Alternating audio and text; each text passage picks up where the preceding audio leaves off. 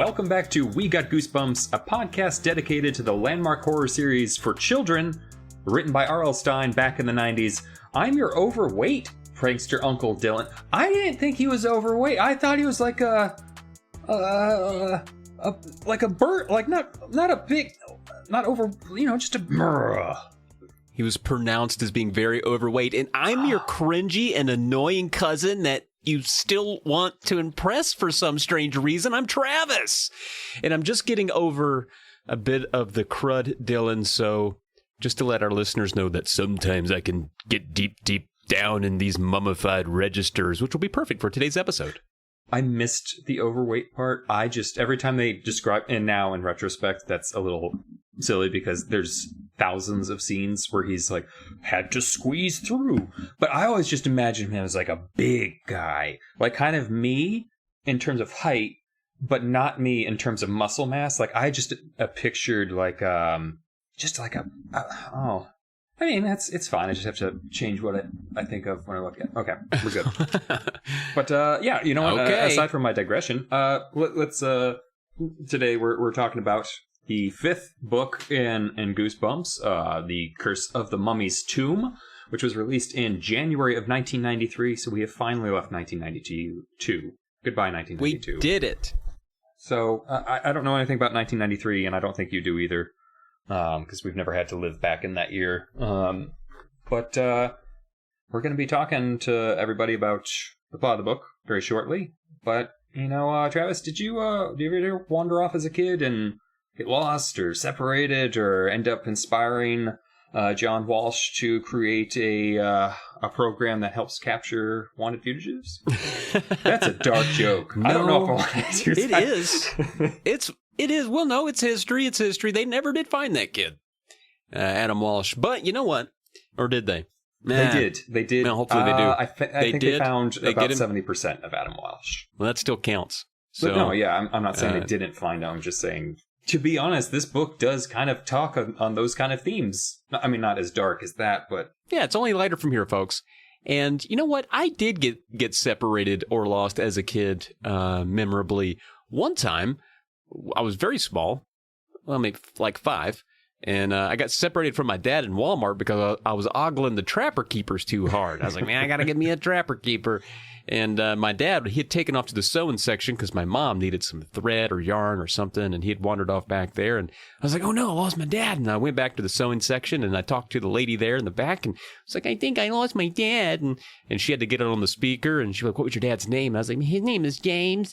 And she called him over the speaker, and he came to the back to get me. And we were probably separated for about 3 minutes, but it felt to me like, this is it. This is probably it. So after that, I was... not allowed to ogle near the Trapper Keepers for too long. And then there was another time, Dylan, this one kind of harkens more closely to the narrative that we're going to be talking about today.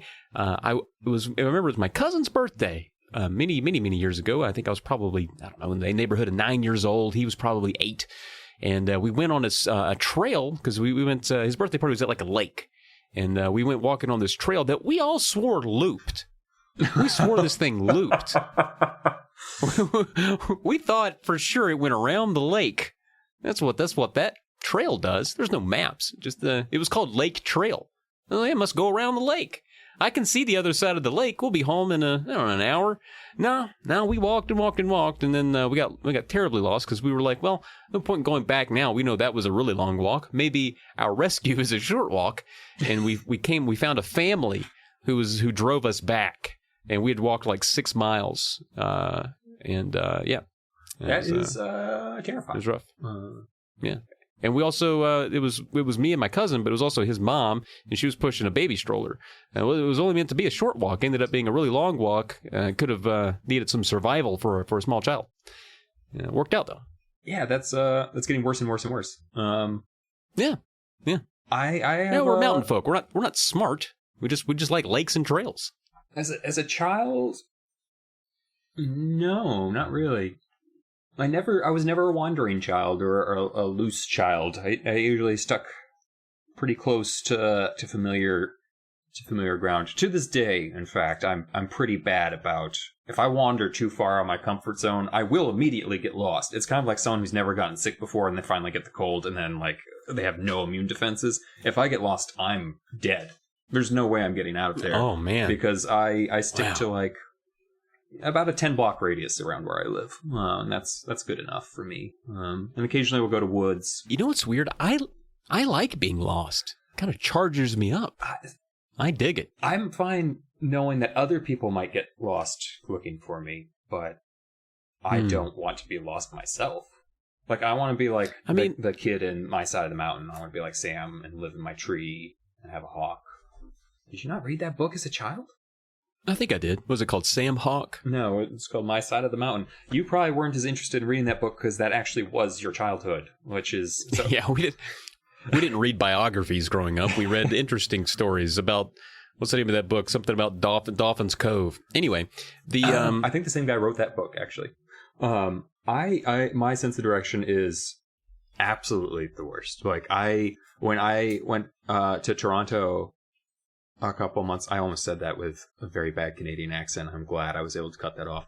When I went back to Toronto, PNP can tell you I got lost walking back to the car after having parked it there for 10 minutes. That's not good. They'd been parked for 10 minutes, and then walking back to it was difficult.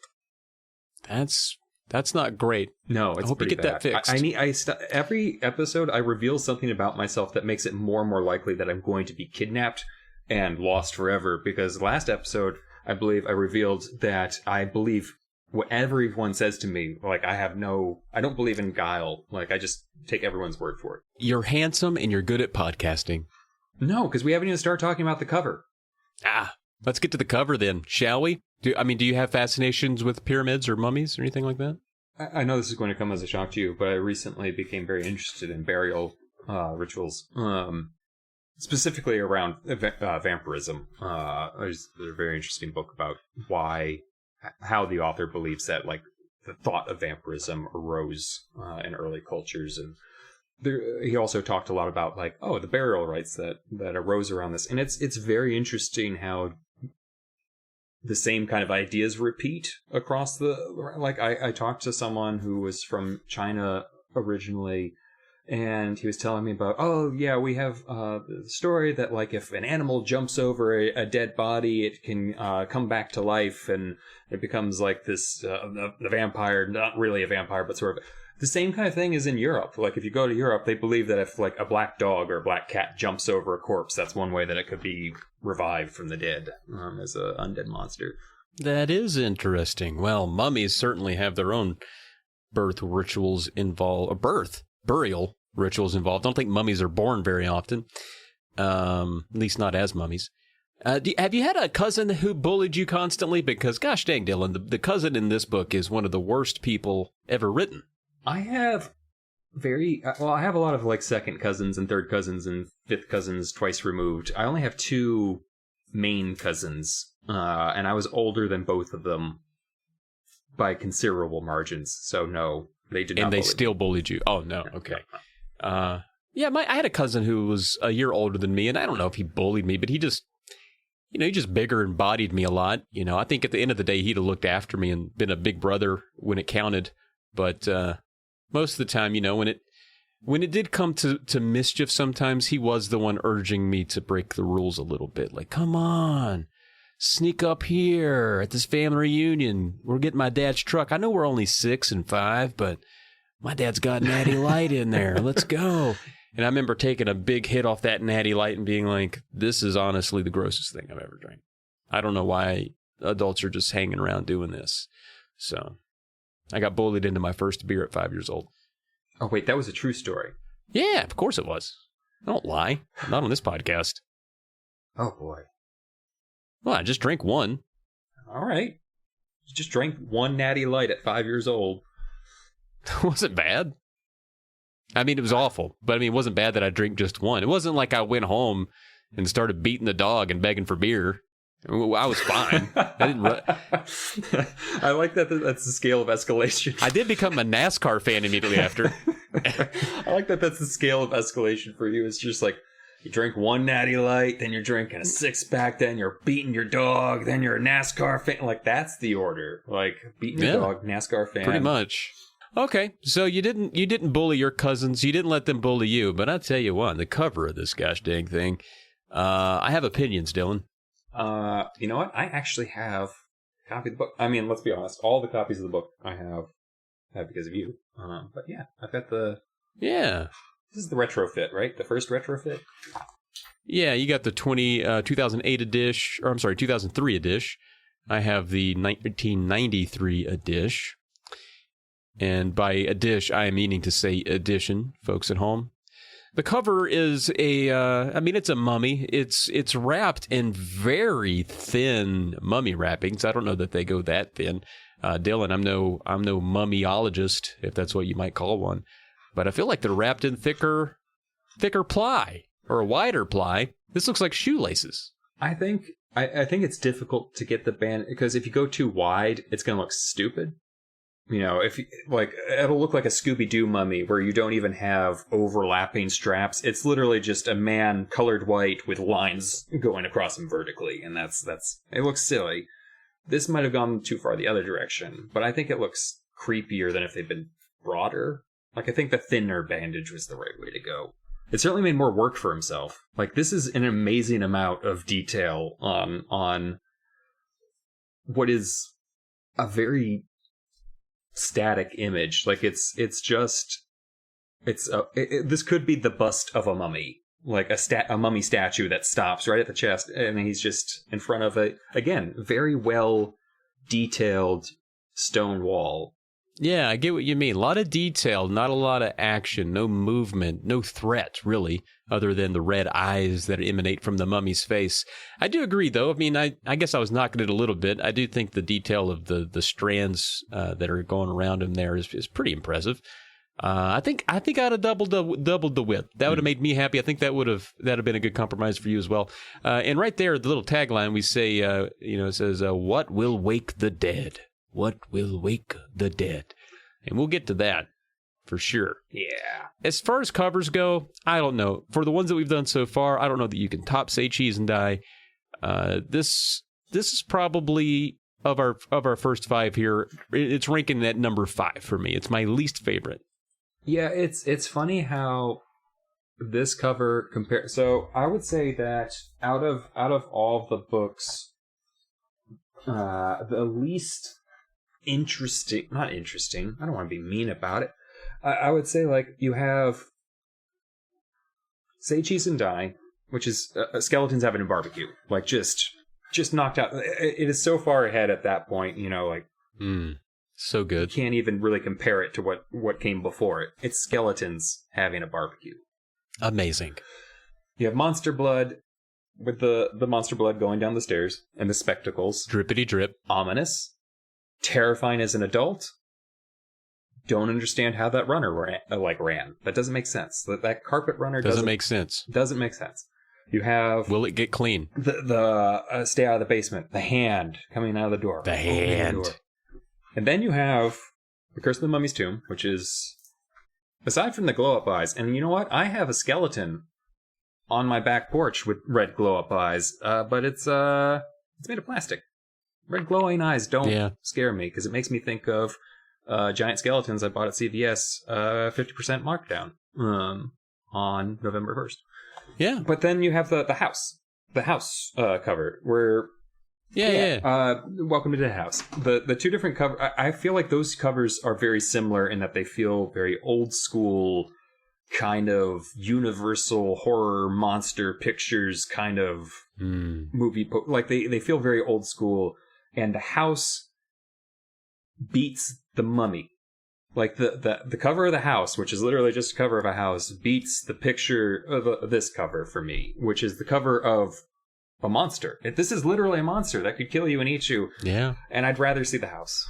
I would rather see the house. Maybe it needed a mouth. And you know what does have a mouth? If you flip over to this 2009, the latest refresh of the cover, which I believe is also drawn by Tim Jacobus. I couldn't find sources to say otherwise. I like this one a little bit more. It's a mummy with its arms outstretched, as you imagine mummies to be, curled up fingers. Seems to be pretty, dilapidated torso, sunken in, probably no meat on the bones anymore. You can see the mouth open, some gnarly teeth. The glowing eyes are still there, coming at you through a tomb. A lot more threatening, a lot more interesting to look at. I don't really like a lot of the newer covers at all, but this one I do favor over the original. I don't know if I like this either. I'll poke around some. I just got to England, or the United Kingdom. I'm sorry. It's not all England's fault. This is Ireland.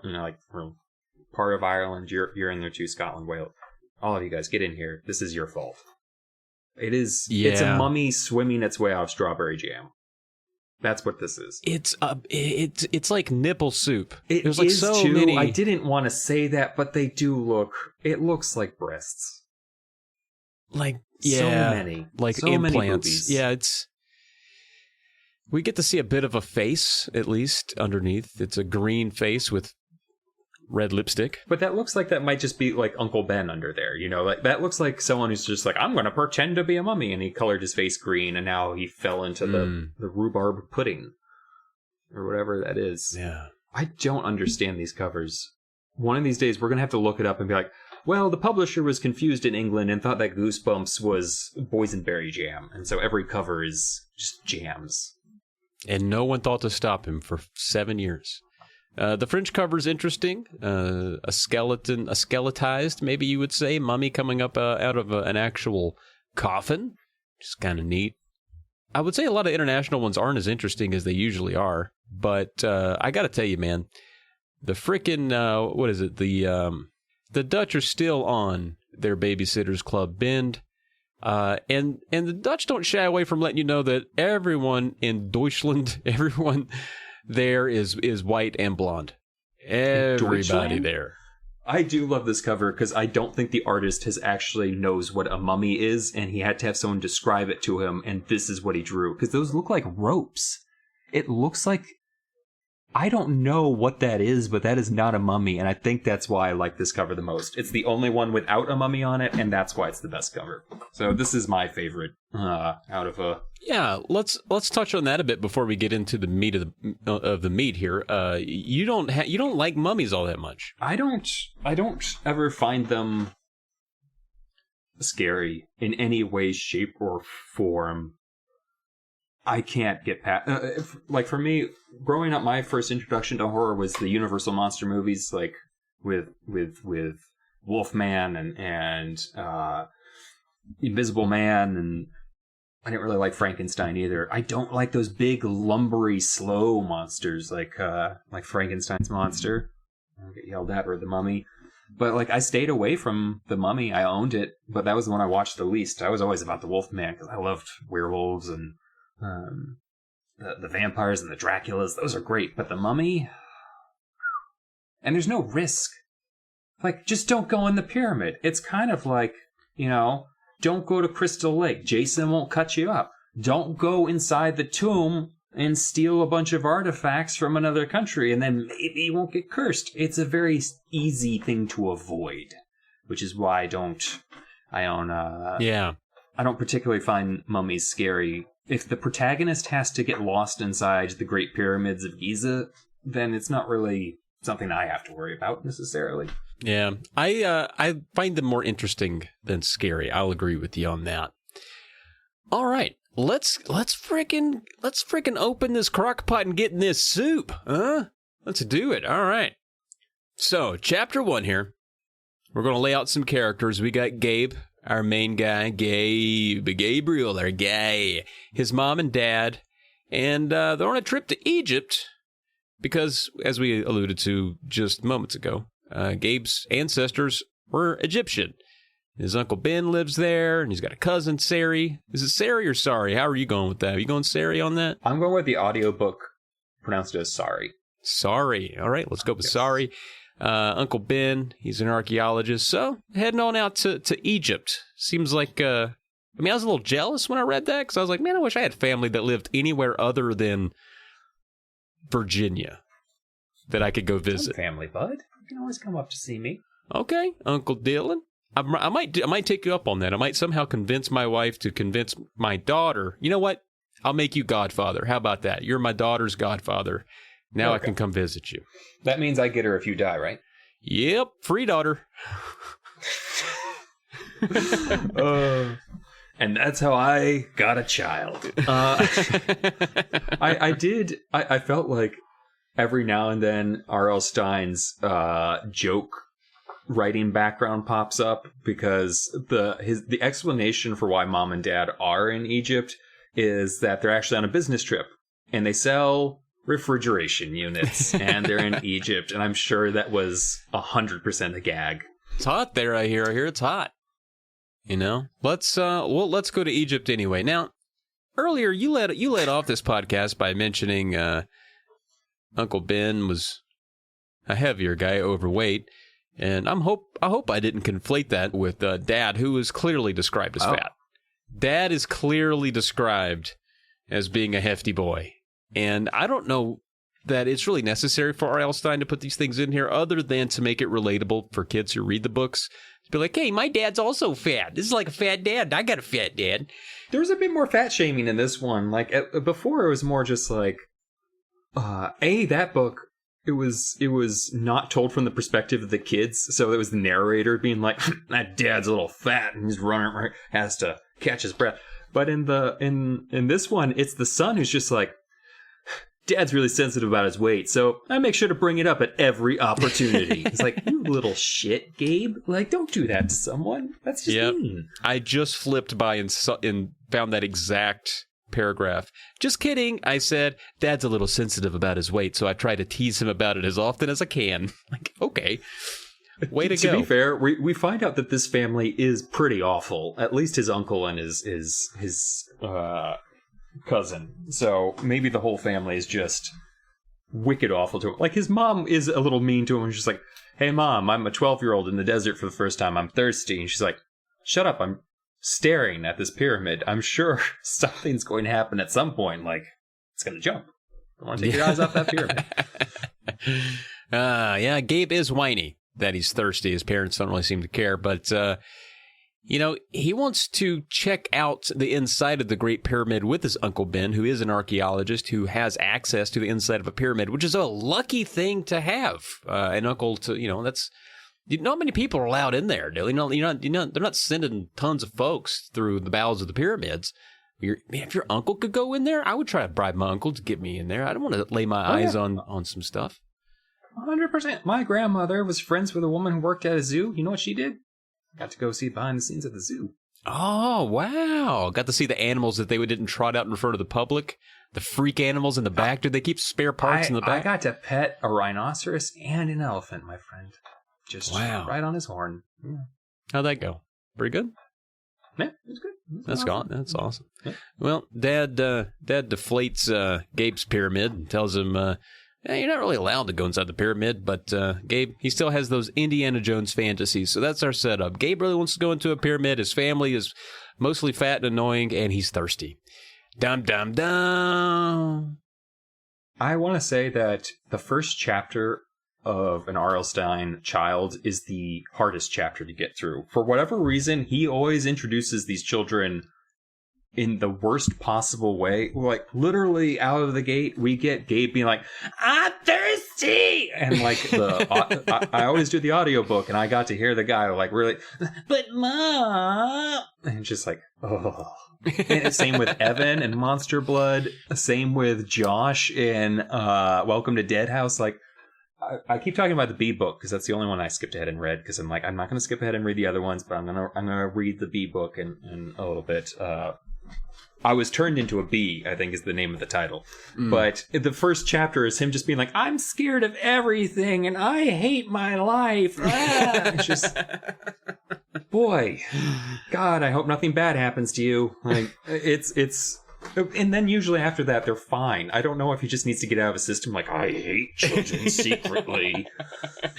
But we get, like, we're moving into the second chapter, we do get into the, like, start to humanize Gabe a little bit, so he's not just the whiny child who calls his dad fat and just cares more about drinking water than seeing a pyramid. That's not really a bad thing. I think drinking water is a good thing. That's not terrible. He's got his Cocker Spaniel. Yes, another Cocker Spaniel. I think we're 4 for 4? Missed the part.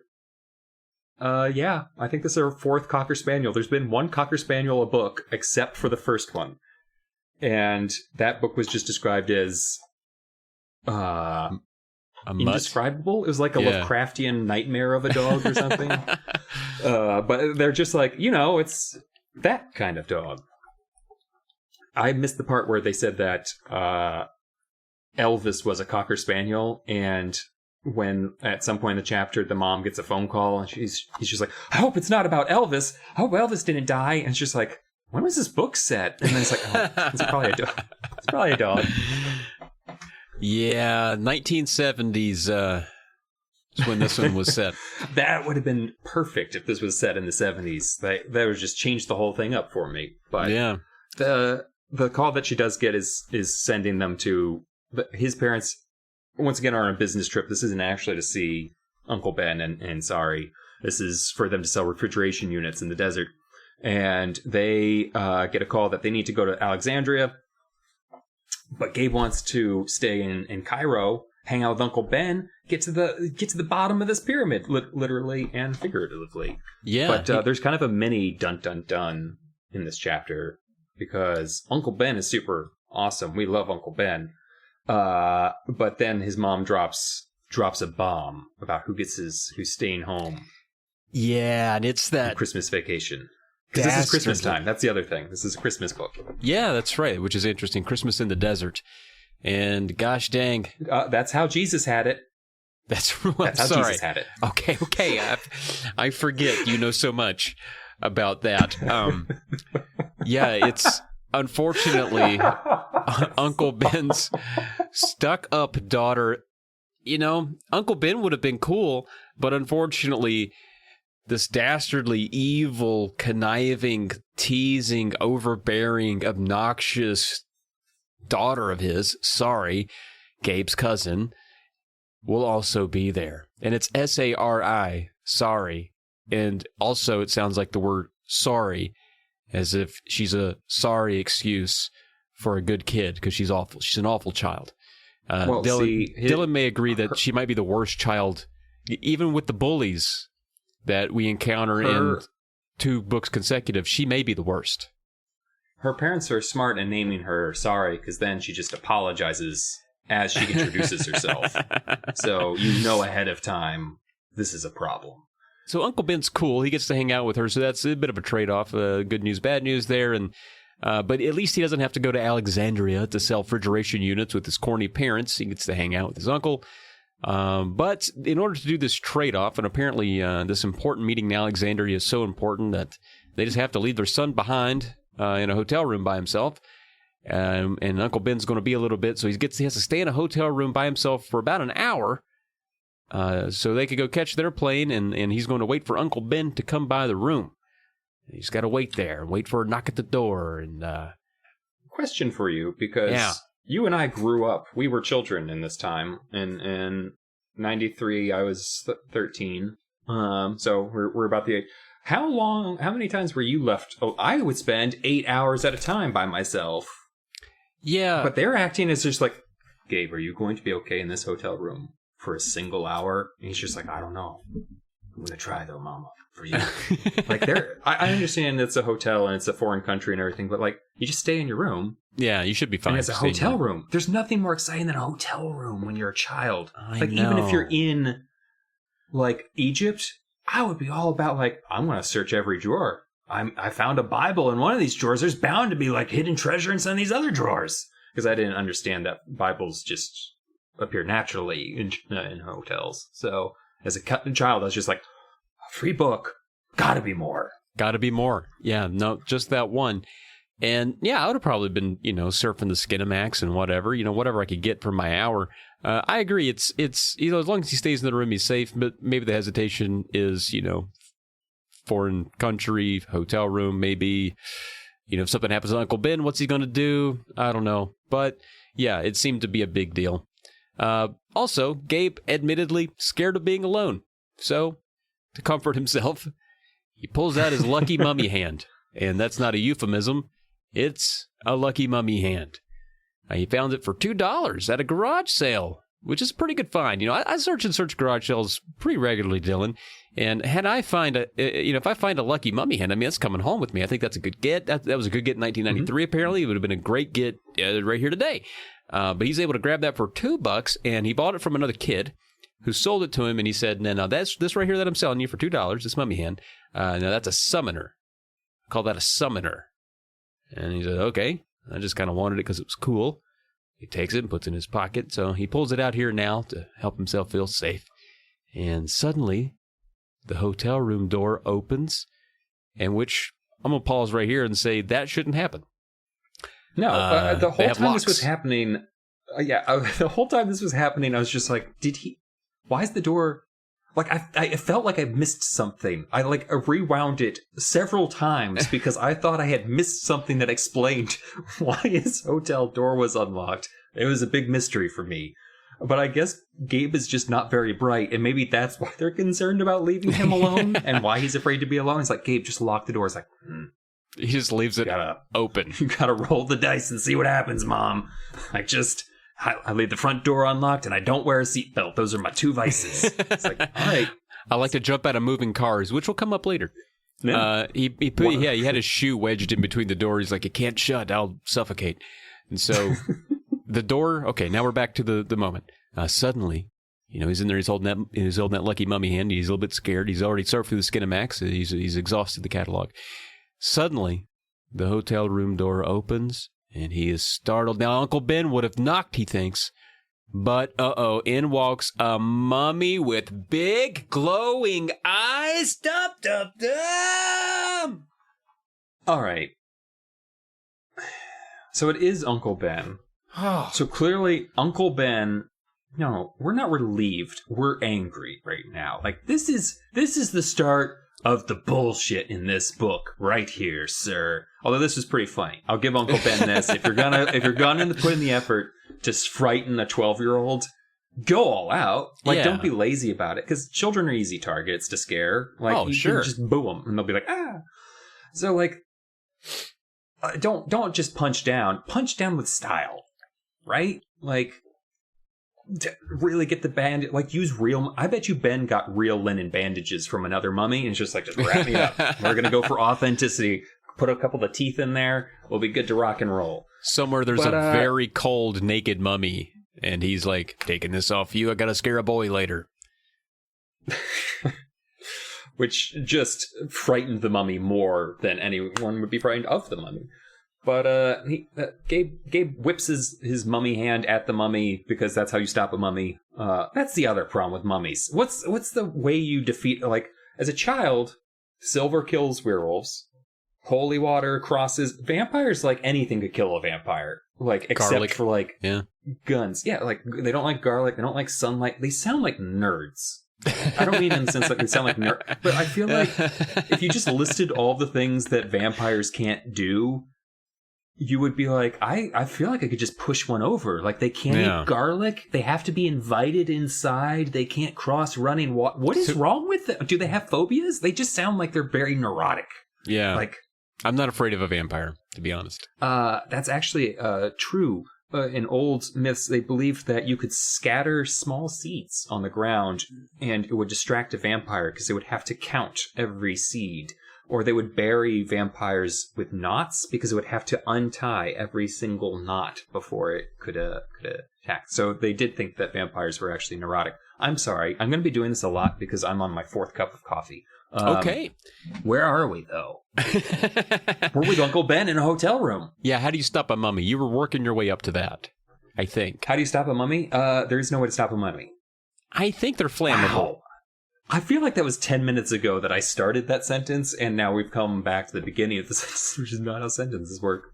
It was a while. Yeah, I would think that they're flammable. Well, Gabe throws his mummy hand at him, and all this does is make Uncle Ben laugh a lot, because that is hilarious. A scared boy throws a decrepit, small, tchotchke hand at your face. That's funny. And, they all settle down, and Uncle Ben tells them that he's recently discovered an area of a pyramid It's unexplored. Wait, you forgot to mention Sari. That she's there too. Well, Sari's there too. She's like, yeah. And she's an asshole. And she makes fun of him for getting scared. Yeah, she's a real pain. Which leads to problems later, because then he starts doing stupid stuff so that they don't make fun of him. Yeah. She is the worst. Yeah, I left that out. Thank you, Dylan. Yeah, she's there just to amplify Gabe's embarrassment for being a little bit scared because somebody broke into his hotel room in this foreign country and tried to eat him. Normal thing to be scared about, but Sari was an asshole about it. But anyway, after they all settle down, Uncle Ben, he's recently discovered an area of a pyramid unexplored for thousands of years, and that's pretty cool. And he's like, "Listen, I'll be taking you guys there, Gabe and Sari, because there's nowhere else for you to go." I'm like, well, I don't know that they just let you do that. I don't think they just let you drag kids into your pyramid. I don't know. I found that interesting, but Gabe's pretty stoked about it, even though Sari has to go. I think Sari's already been in there. She probably admits that later. She's already seen it, so nothing impresses her. She's too cool for school. And another thing that bothers me, they go out for dinner. They go to a restaurant there in Cairo, and they friggin' their orders are a club sandwich and a hamburger. I don't know why that bothered me so much. I'm like, when in Rome, you do what the Romans do. Similarly for Egypt. Yeah, there's got to be food on the menu. Like I feel like Uncle Ben's just like, I'm not dealing with this nonsense of trying to find stuff that these two American children want to eat. I'm going to find the closest American-esque place, and we're getting sandwiches. Uncle Ben does not seem like a good parent. Before they go in, Uncle Ben's like, there might be a curse. Whoa! But he specifically mentions that there's one guy in his crew that's like always bothering him about this curse, that there's a curse in the thing, and a curse and a curse and a curse and a curse. Yada, yada, yada. And of course, this is, again, Uncle Ben should not be a parent. Uncle Ben should just be an uncle. Yeah. That is Uncle Ben's role. He should not be in charge of a child for longer than a weekend, at most. Yeah, I mean, he turned one into an asshole. We don't know where Mrs. Uncle Ben is. No, we don't. She never comes up. She's probably a mummy. But it is kind of cool that they get to go inside this pyramid. It was built in 2500 BC for Pharaoh Khufu, full of all these elaborate tunnels. And they explain how, all these tunnels were built to confuse would-be tomb robbers and all this cool stuff. Freaking Gabe is so jazzed. And Sari, says, Gabe, you'll probably be too scared to go. I've already been. You'll probably be too scared to go. You'll probably be too scared. And he's like, no. And so they go, and he toughens up. He's like, no, I won't be scared. And they get there, and they go down a rope ladder. That's how you get into a pyramid. Pyramids, according to this book, they don't look on the inside like I expect. A lot of rope ladders inside pyramid. I didn't know that was a thing. A lot of rope ladders. They go down a rope ladder. Gabe, squip up, he cuts his little hand on the rope, loses his grip, and falls.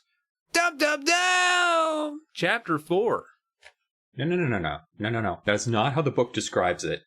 They say he cuts his hand and he takes both of his hands away from the rope, not expecting it, and then he falls. Like, it's not he slips. He's like, ow! Oh, the rope ladder bit me. I will let go of it now.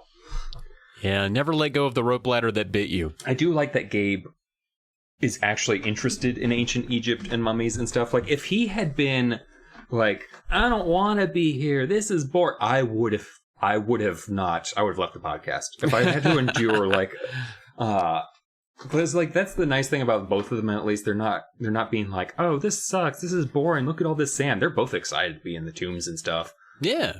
But anyway, I've let Gabe fall for long enough. Sari apparently is actually a superhero and grabs both of his wrists and stops him cold, like, from falling. Like, was she above him? Yeah, she was on. So is Uncle Ben went down first, so he could shine the light on the ladder for them, and then but Gabe, I keep wanting to replace everyone's names with the previous Goosebump names. So I keep wanting to call Gabe Evan, and then because Gabe was first just like, I'm going to go down the ladder first, and Uncle Ben was like, all right, calm down. You don't need to show off for your cousin for several different reasons that we'll talk about later. I'll go down the ladder first, then you come. So then that's why Gabe was next, and then he fell, and then Sari grabs him and then lifts him up, I guess, she does a lot of core strength workouts. Sure. And she's like, "You're welcome." Yeah. And this embarrasses him again. He had to be saved by the cousin that teases him so. But they get down in there. They go inside these ancient, stagnant ass. What's the word I'm looking for? Is acrid the word I want? Does that describe acrid. air? Yeah. Yeah, acrid will work in this case. Yeah. It's kind of like a bitter, biting smell more. I think this is more of like if you were smelling like ammonia, it might be more acrid, I would say. Well, they're in there without masks, which that's gross. Yeah, I don't know why. I don't think you can go down there without masks these days. I feel like you got to wear some respiratory device. That's just me being an overbearing parent and rule follower myself. But no mentions of masks here, so I won't get bent out of shape about it. But I will say a lot of dust down there, a lot of mold. You should be wearing one. Okay, we go on. It's a desert. They're fine. Yeah. They meet workers. These are folks that are, I guess, that work along with Uncle Ben, and they're down there digging, as you do inside a pyramid, apparently. And the kids are introduced to Ahmed. And he's described as an Egyptian academic who warns of curses. This is the guy that Uncle Ben was talking about. He's got this crazy guy at work. He's always talking about curses, and we'll be cursed if we keep going down this pyramid. So that must be Ahmed that they're introduced to. And around this time, Uncle Ben gets distracted by his co-workers. They're over there digging. They're having a conversation about which way to the directions to dig, what they need to be doing. And Sari uses this opportunity while Dad's distracted to get Gabe to go along with her mischief. Like, she's deliberately doing stuff that A, could get them killed, and B, is definitely going to get them in trouble with Uncle Ben, because she immediately is just like, let's get out of here. It's boring. He's going to be there for hours. It's like, it's been 5 minutes! And to Gabe's credit, he's just like, I don't think we should go. And she's like, don't worry about it, you chicken. Because all of a sudden, Gabe is Marty McFly, and all she has to do is like, oh, and then he's, all right. Yeah. Let's get lost in these tunnels. And it becomes a thing in this book how easily everyone can just become distracted and get separated.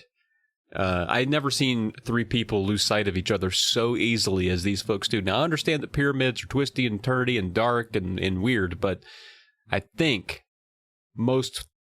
if you pulled any three people off the planet and stuck them in the situation, I think they could keep track of each other for longer than these three. So when they separate from Uncle Ben, Gabe following Sari, she's like, I've been in here before. I know where I'm going. Let's go look at I know where some cool stuff is to look at. We could just go peek around the corner and go look at it. Trust me, just follow me. We'll go. He's like, all right, I'll go. She gets really far ahead of him. Now, Gabe, and I don't know if this was the thing for me too, Dylan. I don't know if it was just the way shoes were made in this time, but there was always one shoe that I had that would get untied. Something about it. One shoe was just always a little bit more loose on the knots. And the same thing happens to Gabe here. His little shoe comes untied. He has to bend down to tie his shoe. The world's going on around him. He doesn't see it. Looks up. She gone. And this is a dun dun dun moment, except it's more just like, sorry? So, can't find her. She's not answering him. He's lost. And he's thinking about, like, as he's trying to find her, and I think he tells himself, like, it's all just one big tunnel, and we find out later that's not true. So that's also horrifying. Yeah. Because Uncle Ben is like, there are thousands of tunnels. So he remembers a time, I think when they were like 8, like they were much younger, and he decided, I'm gonna take her down to the haunted house, and that'll really fix her wagon. And so he's like, takes her down to the house. He's like, oh, there's ghosts and things in there, and she'll be really scared. And she definitely wants to go, and they're both excited. Once they get into the house, though, she's just like, we should split up. And he's like, good idea, wink, because he's gonna scare her. This is gonna go extremely well for Gabe.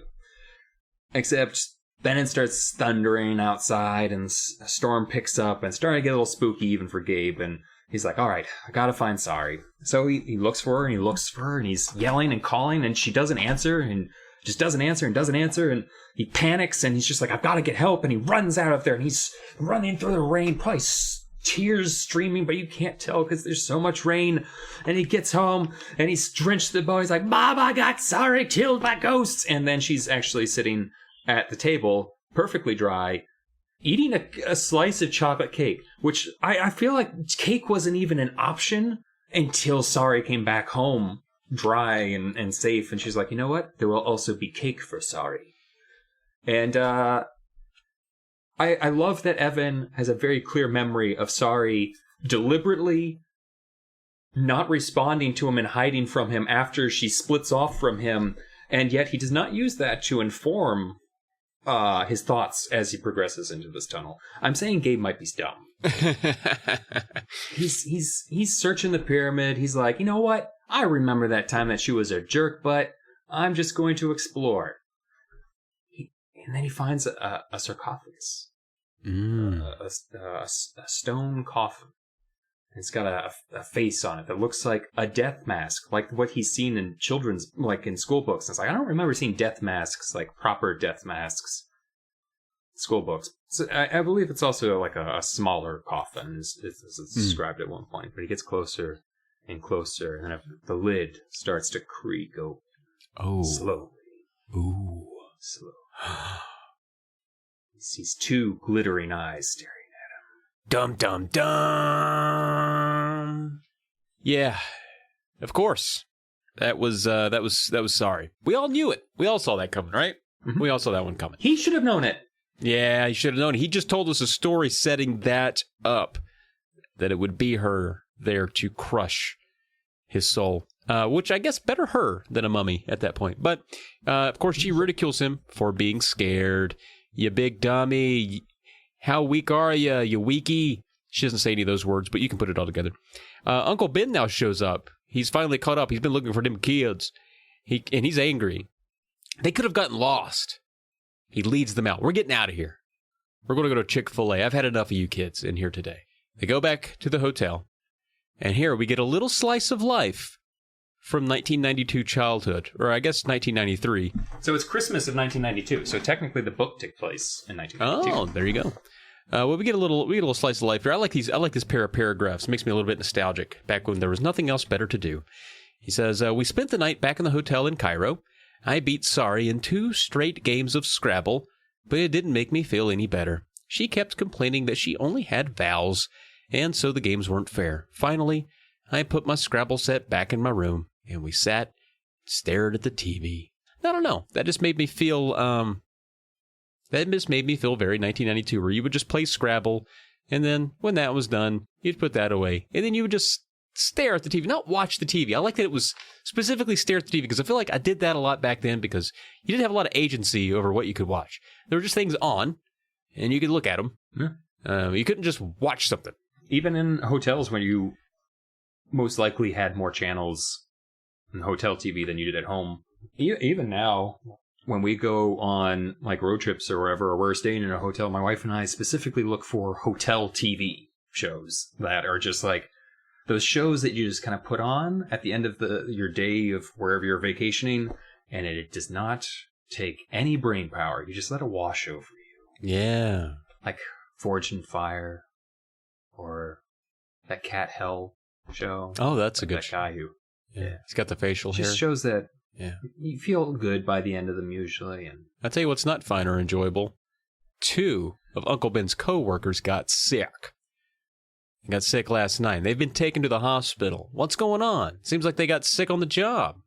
Maybe they should have been wearing masks. That's what I would say. Probably got some kind of weird respiratory syndrome from being down there, not taking care of your breathing. But anyway, Uncle Ben, he's got to go check it out. He's responsible for these folks. So he's like, hey, kids, listen, stay at the hotel. I know you will. I trust you. You'll stay right here. You won't leave. Every time I tell you to stay somewhere, I come back, you're right here. It's pretty amazing how it works. So I'm going to go on. Stay here at the hotel. Don't leave. Stay here inside this hotel room. And Sari, as soon as Uncle Ben leaves, immediately wants to leave.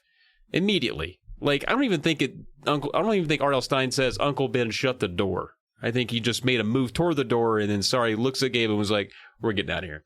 To be honest, I believe that because Uncle Ben probably would have been like, yeah, whatever.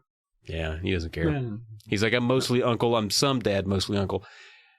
So Gabe is so easily talked into this time because right now he feels like the score is not in his favor. I mean, so what? He won a couple games of Scrabble, and that didn't fix anything. He's been embarrassed way too much, both on this trip and his whole life by Sari. He does not want to come off as weak, so he's like, yeah, sure. Yeah. I don't want to look like a wimp again. Yeah, where do you want to go? She even starts to give him an out, like as they get to the lobby and they look outside and they step out. Sari's just like, if you're too scared to go, we could hang back. But because she's been such a little shit this whole book and her whole life, he's like, nah, I guess if you're scared, we gotta go to the museum now. So, Sari, you suck. Like, you've made this happen and worse because you're an awful person. But it's only 2 blocks. It's not that bad. I used to walk further in New York when I was a child. Yeah. In the streets of the Bronx. They're fine in Cairo. Yeah, Cairo. The easy streets of Cairo. That's what it's known for. That's how I've often heard them described. Yes. Please send all your angry emails about that and how we're wrong to wegotgoosebumpspodcast@gmail.com. So they leave this note, they head to the nearby museum.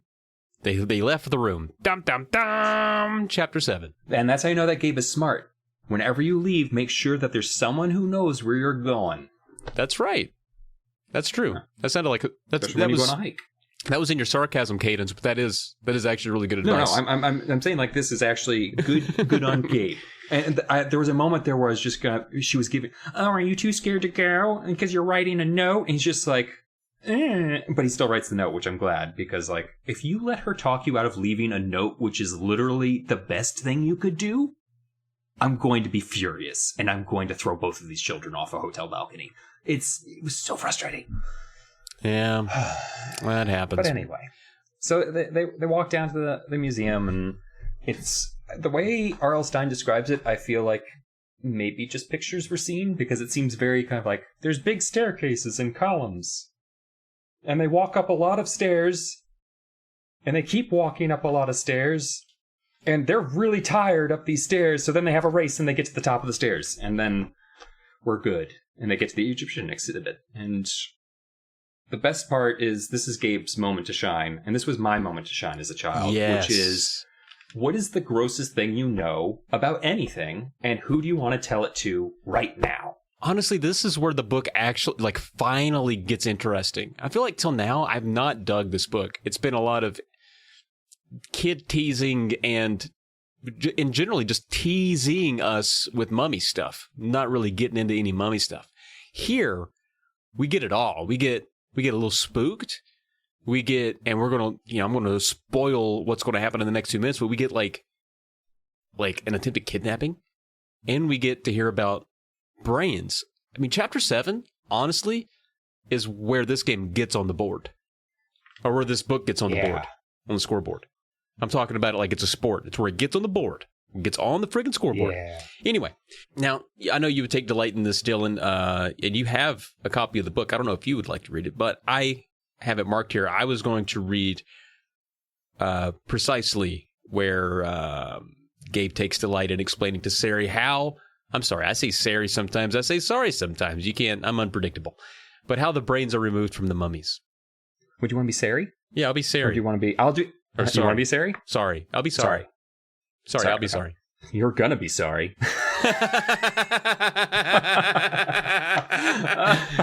Oh, goddamn. Do you know how they made mummies? I asked, moving around to view it from the other side. Do you know the first thing they did? They removed the brain. Yuck, stop, she said, sticking out her tongue and making a disgusted face. Don't you know about this? I asked, delighted that I had some truly gruesome information that she didn't. Please, enough, she said, holding up one hand as if to fend me off. No, this is interesting, I insisted. The brain has to come out first. I had this special tool. It's like a long, skinny hook. They push it up the corpse's nose until it reached the brain and then wiggle it back and forth, until the brain became mush. Stop! Sari pleaded, covering her ears. Then they took a long spoon, I continued gleefully, and they scooped the brain out a little at a time. I made a scooping motion with my hand. Scoop, scoop. They scooped the brain out through the nose, or sometimes they popped off an eyeball and scooped the brain out through the eyeball socket. Gabe, I mean it, Sari cried. She really looked like she was about to hurl. She was green. I loved it. I never knew that Sari had a squeamish bone in her body, but I was really making her sick. Outstanding, I thought. I would definitely have to remember this technique. It's all true, I told her, unable to hold back a wide grin. Just shut up, she muttered. Of course, sometimes they didn't pull the brain out through the nose. Sometimes they just sliced off the head. And they drained the brains out through the neck and put the head back on the body. They just bandaged it back on, I guess. Gabe! And here, snap back to the podcast. Sorry, she's looking pretty sick by this description. And she keeps telling him to stop, but it turns out, I mean, it's probably because she also heard the description. She doesn't want to admit that that was bothering her, but she's also actually seeing Ahmed coming toward them from across the other side of the room of the museum, and he's coming fast, and he looks angry, and he's coming after them. He's shouting something. They can't make out what he's saying, and so they run. The kids run. They say, oh, shit, what's Ahmed? What is he doing? Let's get out of here. Let's run. For some reason, let's just run from him. Let's just go. And so they run all the way, and then finally he corners them somewhere inside the museum where no one else is around. Dum dum dum. Chapter 8. This part was actually pretty funny to me, because the whole time, like, Ahmed's standing there, and he's just like, "Why did you run? You know who I am. Your dad asked me to come get you." And it's pretty funny if it had been true, because it's just like, yeah, that is pretty funny. Like, he's probably just like, oh, like, I can see that out of a scene out of, like, Blank Check or something, where you just have, like, crazy music as the teens run, and then you have, like, the, you know, Tim Curry from Home Alone 2, like, being like, "I'm gonna get that kid." And it's kind of a zany comedy. None of it's true. He was actually trying to kidnap them the whole time, but we don't know that yet. We don't know that yet, yeah. And I also thought that was funny. Was kind of funny. Because they're embarrassed. They're like, he's like, "Why did you run?" And he kept asking them. They're like, we don't know. "I'm sorry. Why did you run? Why did you run?" He's so annoyed. It was funny. Honestly, I'd be pretty mad to, like, it's his reaction is actually completely understandable, which I thought was perfect. It was like, holy shit. And probably as a bad guy, he's like, "Why did you run? Like, do I look scared? Like, did you see my knife? Like, what did you see?" So I'm sure he was genuinely curious. He's like, "Do you know I'm the bad guy yet? I think that's not until, like, chapter 10. Like, come on, guys." Yeah. But so he's just like, "Listen, whatever. I need to take you to your dad." And the kids make a mistake. I think one of them might say, like, "How did you know to be here?" And then Sari says, "Oh, did you see Gabe's note?" And he's like, "Sorry." Because then all he has to do is like, "Yes, I saw the note in the hotel room." Yeah. You gotta hold that information back. So if she's like, "Oh, how'd you know where to find us?" He's like, "Oh, your dad called me from the hospital." It's like, "How would dad know we were there?" Because we were supposed to be in the hotel room. That's right. They're 12-year-olds, so I'll cut them some slack. That was the tone I said that. It's like, they're 12-year-olds, so, you know, I'll cut them a break there. When really it's just like, we shouldn't steal 12-year-olds. Yeah. By we, I mean Ahmed and criminals. Yeah, well, Ahmed, he's trying to steal them. He leads them out to his car, even though, as we know, by their plan to get here, it's just a short 2-block walk back to the hotel. But Ahmed, he insists on driving them. He doesn't want them out of his sight. Maybe, you know what, he parked illegally. Let's just go. I got to take my car anyway. Won't you guys just hop in? We'll just pop on over real quick. I'll park somewhere more legit. We'll be at the hotel. No big deal. You know, he could have come up with any number of excuses, but the kids, they follow him. They get into the car. And once they get into the car, Ahmed, you know, putting that thing in drive. I'm assuming he's driving like I'm going to say a Mazda. I don't know what they have over there in Egypt. I'm imagining a Mazda. They get into this Mazda. I think they said it's like dented on one side. Like, it's not in good condition. I definitely feel it's like an Acura maybe. Or, an Acura. You know, it's something. You know, Saturn was still around back then. I feel like it was a Saturn. You know, I'll settle on a Saturn, like one of those dark green Saturns. I feel like it's a good. It used to be a good mid-range car, but now it's been through the beater a couple times. Absolutely. Well, they get into this deranged Saturn beater, and Gabe, like me, good sense of direction, suddenly realizes, hey, we're not going toward the hotel. We seem to be going away from the hotel. This isn't right. I would have gotten to the pyramid before I would have realized we had gone in the wrong direction. Like, I don't remember the Great Pyramid of Giza being outside of our hotel, but you know best, mister. Yeah, it's Like, just like that's how bad my sense of direction. It would have taken me a good 30 minutes to even realize something was wrong, even though it's a 5-minute drive. I've been like, oh, he must have to take the long way for any reason. It's lucky I was never kidnapped as a child, because I would have disappeared. Because you're so big, you're hard to hide. But anyway, Ahmed clearly being very creepy at this point. You know, they're telling him, they're trying to plead with him, like, hey, you're going the wrong way, and he's just kind of not paying attention to them. And Gabe and Sari rightfully start to worry that they are, in fact, being kidnapped by Ahmed. Dun, dun, dun, Chapter 9. But legitimately, they're being kidnapped by Ahmed. Gabe comes up with a good plan. He's like, he's paid attention to traffic patterns. He's aware that they stop fairly frequently. So he's like, unbuckle your seatbelt, and then when I say go, we're gonna fucking get out of here, Sari. And Sari's just like, understood. Not really. She's like scared and stuff because it's a pretty brave plan by Gabe, though, right? Like, it seems a bit. Yeah, it's a good plan. He actually has a couple of good plans coming up. Like, I actually like, this is Gabe's moment to shine, and Sari just kind of pees all over it the entire time. Like, yeah, he took care of them. Like, he saved them from Ahmed. So let's get to that. Like, they knock open the door, book it out. Just run out of there, and obviously Ahmed can't just ditch his car in the middle of traffic, so he probably doesn't even chase after them. But they lose him. They go through like markets and down side streets and through alleys, and now they're lost in Cairo. Well, Sari looks afraid, which I think Gabe deep down kind of likes. He's like, yeah, now I have the upper hand here. You know, I'm in control. Now she can follow my lead and give me some respect, R-E-S-P-E-C-T. Starts singing Aretha Franklin in the streets. But then he's like, you know what? We need a plan. I need to stop being full of myself here, right out of the woods just yet. He spots a taxi across the street. Hey, let's go get in this taxi. Come on, let's go. They'll take us back to the hotel. Wicked smart. Pretty lucky. A taxi driver, probably the most likely person in this section who's going to speak or any amount of English. Like, a taxi driver probably hears a lot of different languages and can like kind of figure out like, oh yeah, I know where you need to go. Exactly. Knows the area. So smart. Good job, Gabe. Great job. So they climb in. They say they want to go to the hotel, you know, Hotel Cairo, whatever the name of the hotel is. They say that. The Cairo Center Hotel. Cairo Center Hotel. Thank you, Dylan. And then the driver, unexpectedly, begins to laugh maniacally. Now, is he in on it? Is he also a kidnapper? Is he working for Ahmed? Did they say something funny? He's laughing like a madman, Dylan. Dum, Chapter 10. And Sari's convinced. Like, she is saying, like, oh no, he works for Ahmed. And like, in my head, I swear to God, R.L. Stein, if you have this guy working for Ahmed, this is another tree moment for you, because the odds that they would randomly happen across this.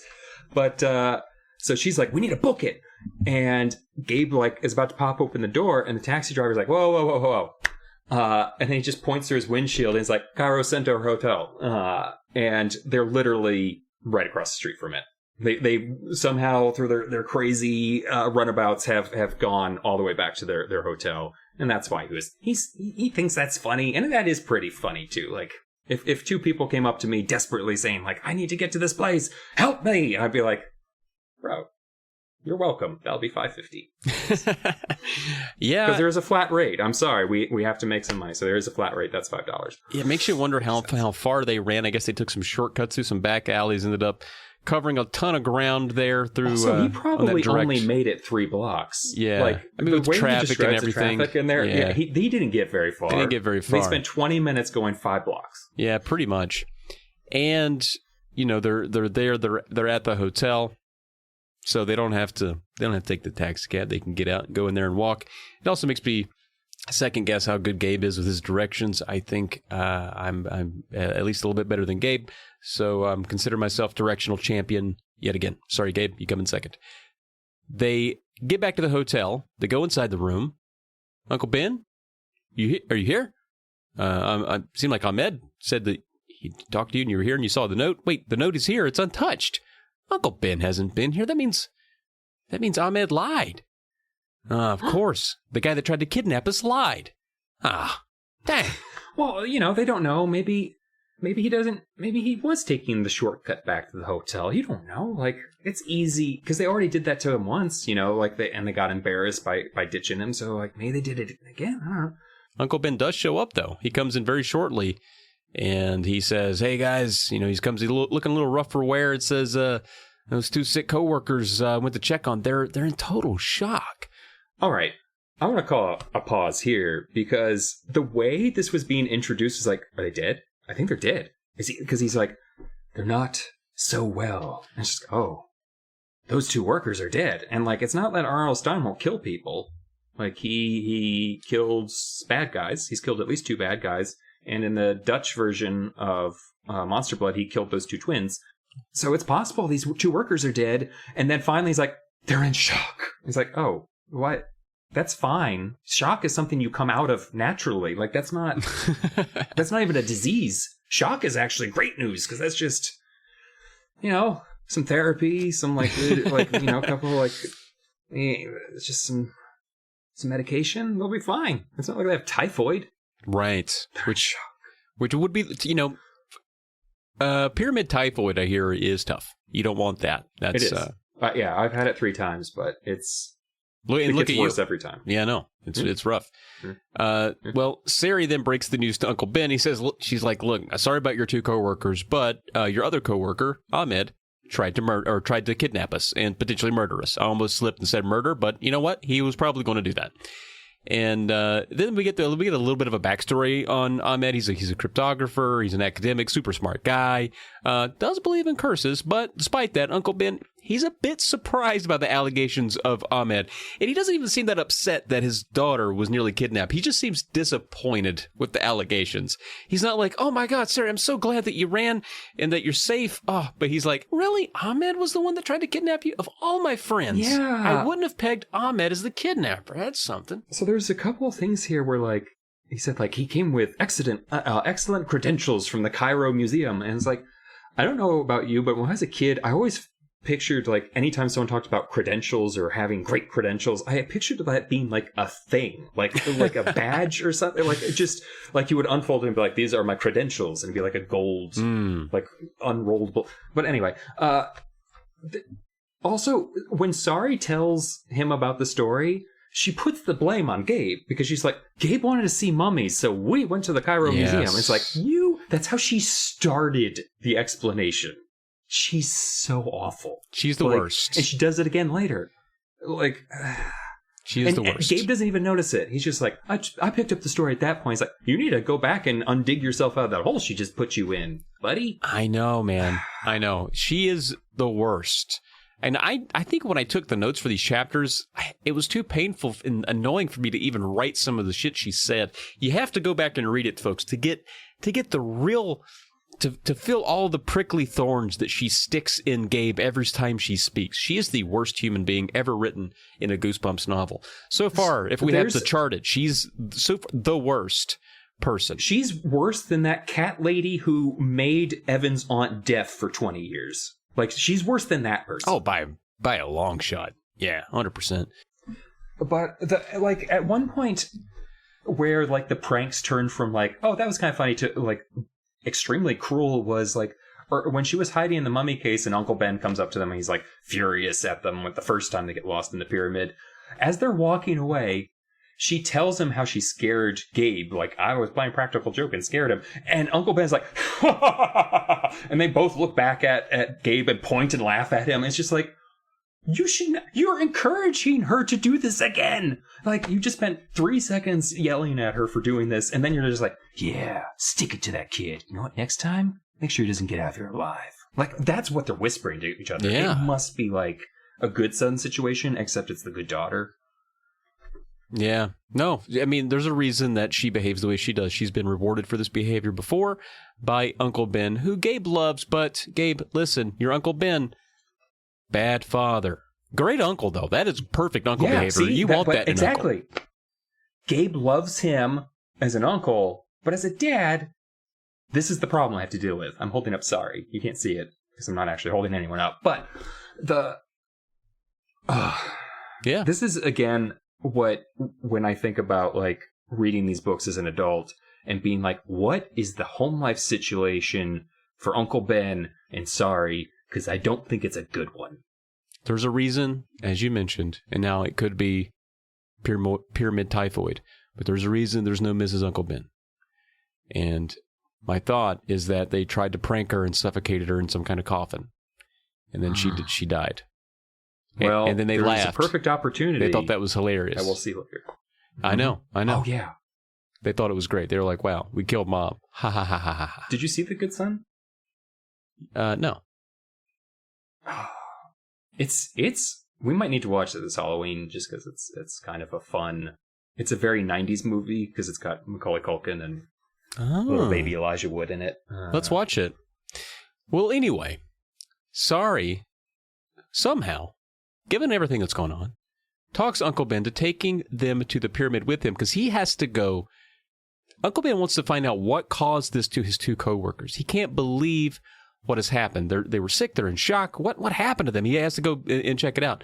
I don't know how she's able to talk Uncle Ben into this because a couple things are at play here. One, the person that tried to kidnap her works there. Two, something happened there that nearly killed, seemingly, two of his coworkers. And three, the last time they went there, they didn't listen to him and they went and they got lost. But it seems like an easy thing to talk Uncle Ben into. He's like, well, I got to figure out what happened to these coworkers. I can't just leave you guys in the hotel room. Clearly, you don't listen to those instructions. What am I going to do? So, to kind of help himself, he gives these kids a very 90s piece of technology.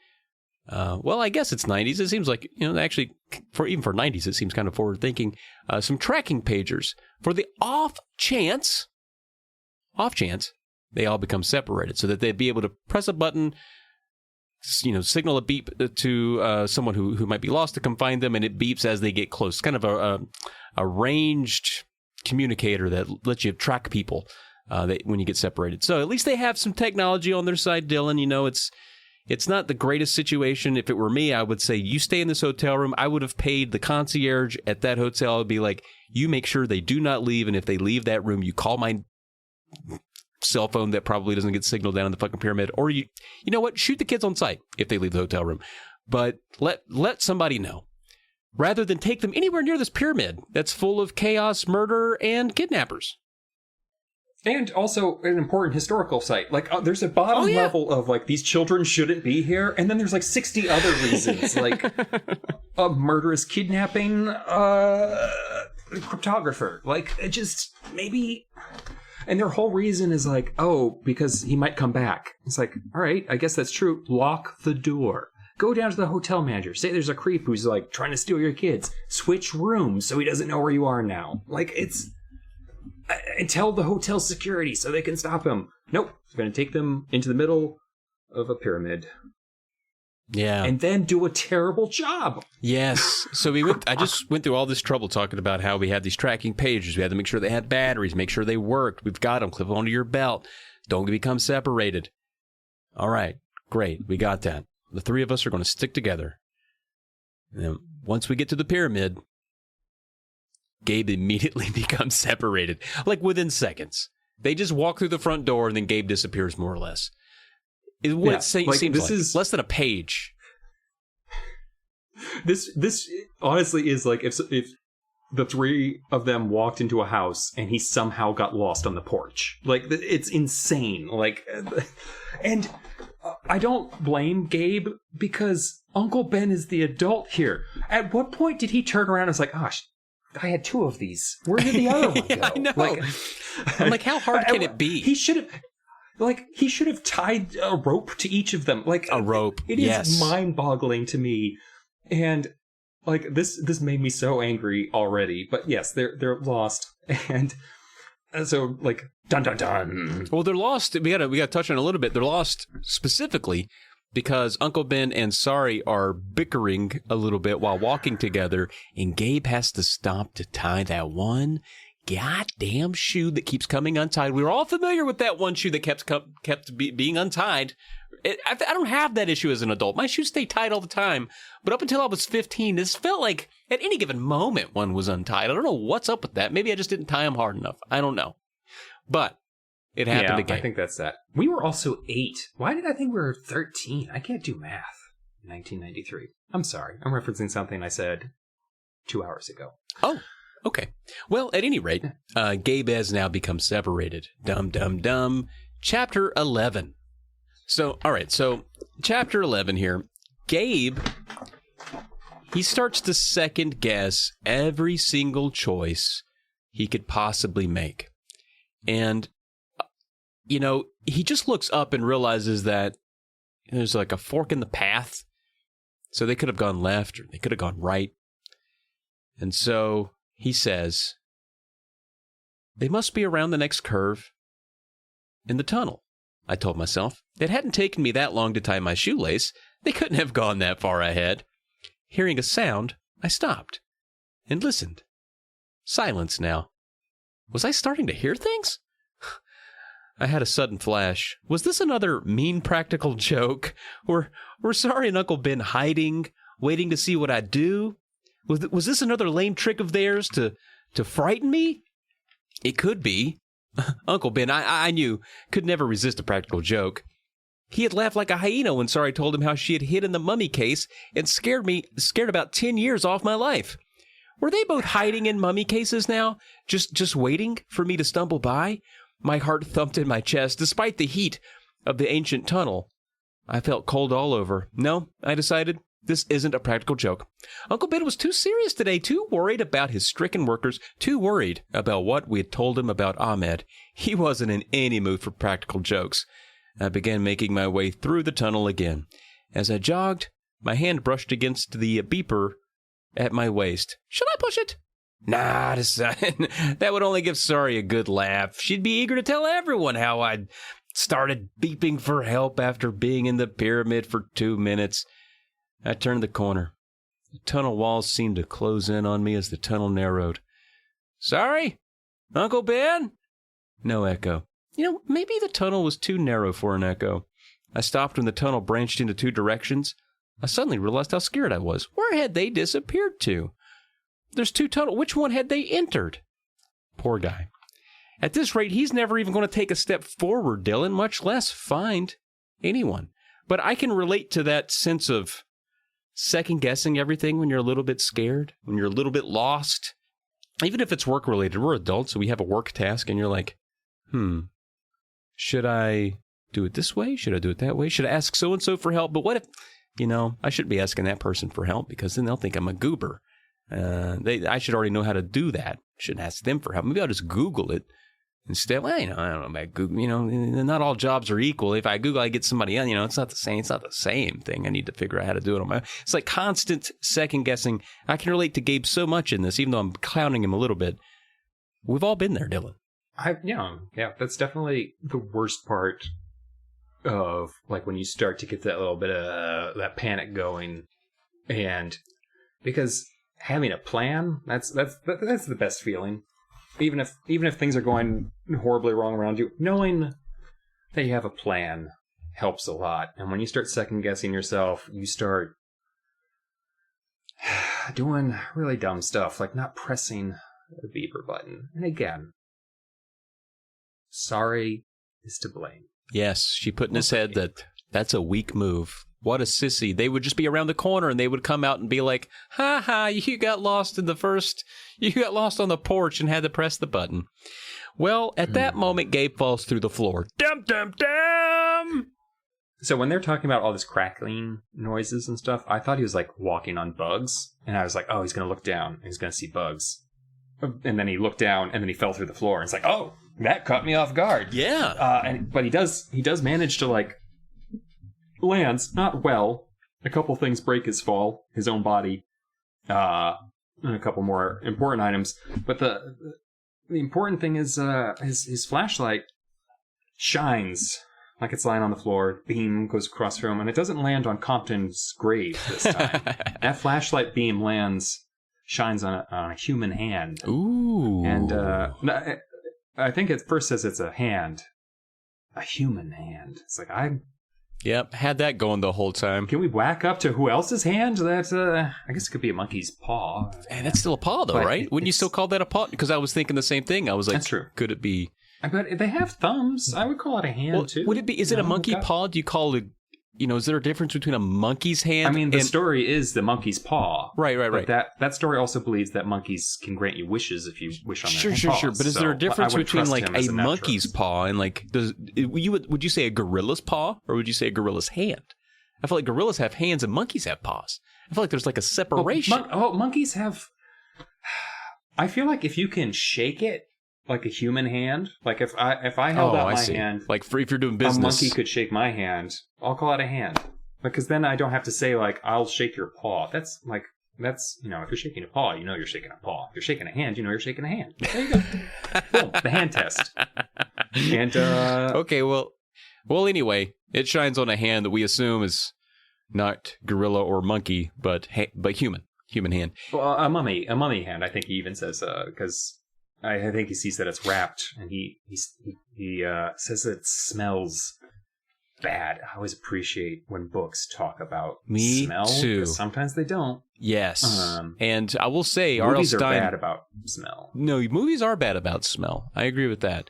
There's so many times where a character will be like, I'm completely fine in this house, and they turn on the light and the walls are covered in blood, and it's like, you just smell I don't know if copper. you know this, but blood smells bad and strong, and they're just like, oh, I'm surprised. It's like, you would have smelled that 3 doors down before you got to that house. I'm with you there, bud.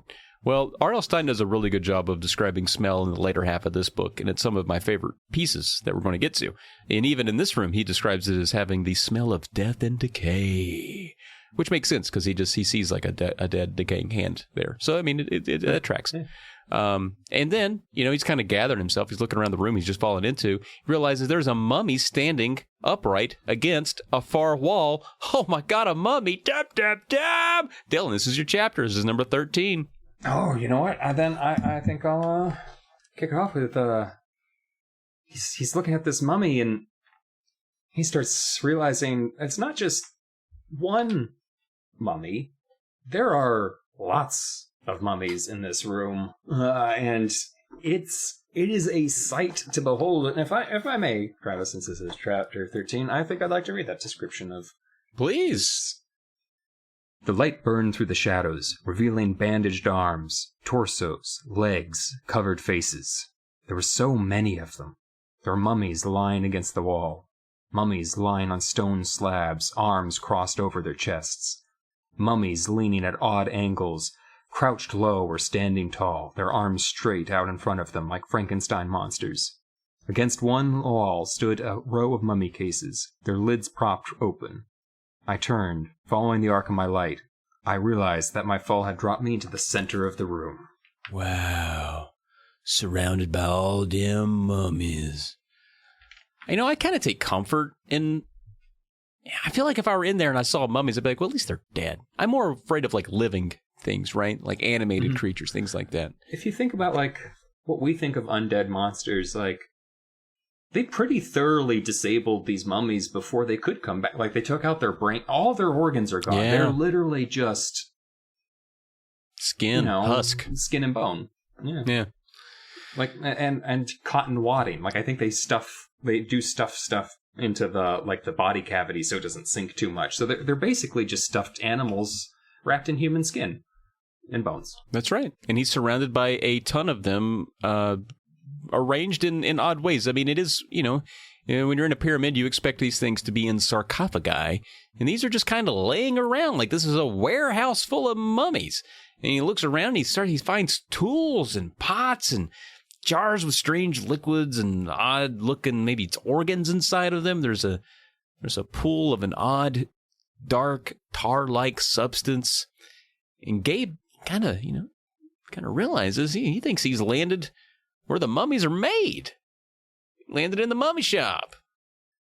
You know, it reminds me of a funny anecdote, Dylan, I need to share here. And you probably had mummy talk you wanted to bring up, but this reminds me of a very funny thing that my dad told me about my grandfather, who I never met because he died before I was born. But my dad or my grandfather had this beef against this family called the Blevanses. Now, what's funny about this, my best friend was a Blevins, so this is why my dad loved telling the story. And I think it was kind of made up, but the Blevins family was just all over the place. If you look through a phone book where I'm from, the B's go for pages. It's just Blevinses all the way down, just millions of them. And apparently my grandpa got sick of them. He hated Blevins. There's too many of them. They're everywhere. He worked for one, and they worked for him, and he just didn't like any of them. And so he said he got drunk one night, he got mad, and he got in his car, and he drove all through the night. And he drove, and he drove, and he drove, trying to get away from those Blevinses. And he got a hotel. And for my grandpa, like, you know, back in the day, distances were longer. The interstate system didn't invent yet. So when he said he drove all through the night, somehow we live in Virginia, somehow he only ended up in Rockingham, South Carolina, which is not that far. You drive through the night, you get to Florida. But he only made it like a couple states over. So he didn't make it very far. I don't know. I remember driving down those mountain roads in Virginia. Nowadays, I can't imagine driving too very far or very fast on those mountain roads in your grandfather's days. Exactly. So I have a feeling 8 hours were just getting down the mountain.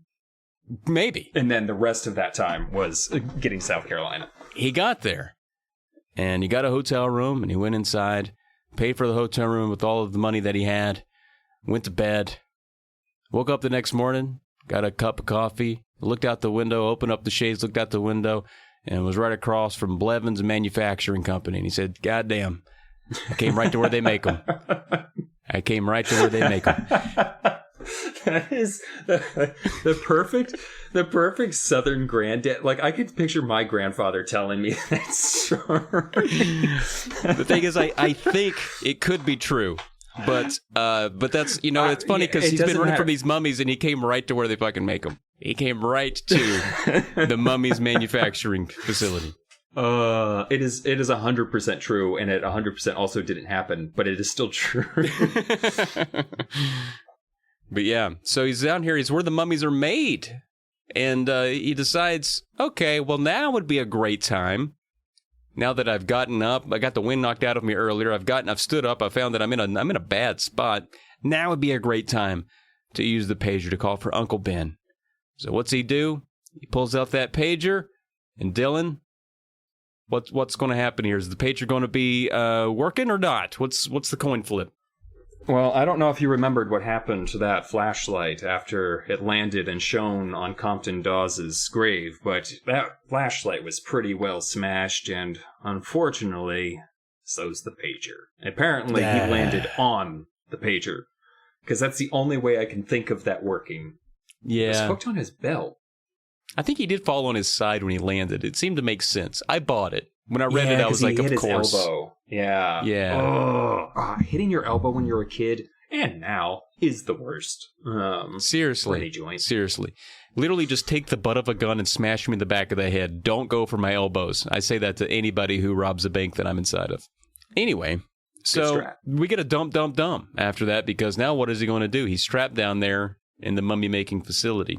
Chapter 14. Now, here's where we get to a good spot, Dylan. Chapter 14, you and I talked a little bit earlier about how we love it when a book describes some smells. And I got to say, R.L. Stine doesn't hold back here. Here at the beginning of chapter 14, he says, everything seems to move in on him. And he says, I realized I was gripping the flashlight so tightly my hand hurt. The light played over the faceless figures. They weren't moving. Of course they weren't moving. I took another step back. The sour odor seemed to grow stronger, thicker. I held my breath, but the smell was in my nostrils, in my mouth. I could taste it, taste the decay, taste the 4,000-year-old aroma of death. I loved that line. I thought that was pretty neat. That's great. Getting that taste in your mouth, we've all kind of experienced that, like, so thick and it's encompassing, it's suffocating, and I get that. I feel the thick air down there. I feel the stagnant thick air that he's in, and just that sour stench. So good. Yeah, it's a great whenever he gets in those little descriptive, and he did a great job. One of the things I loved about in Say Cheese and Die, kind of like the hospital scene where he talks about like the son in that one, all he saw were colors, Greg.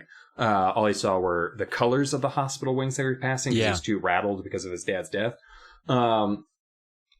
Like he does these great little, like sometimes like the either visual or oral, just kind of descriptions of some sort of sense, and really pulls you in. And I think also because like I feel like kids really dig into stuff like that. Kids understand because for kids, like your sense of smell and your sense of taste, like those senses are stronger because they haven't been burned out by cigarettes and cheap Jack and just and my favorite escort.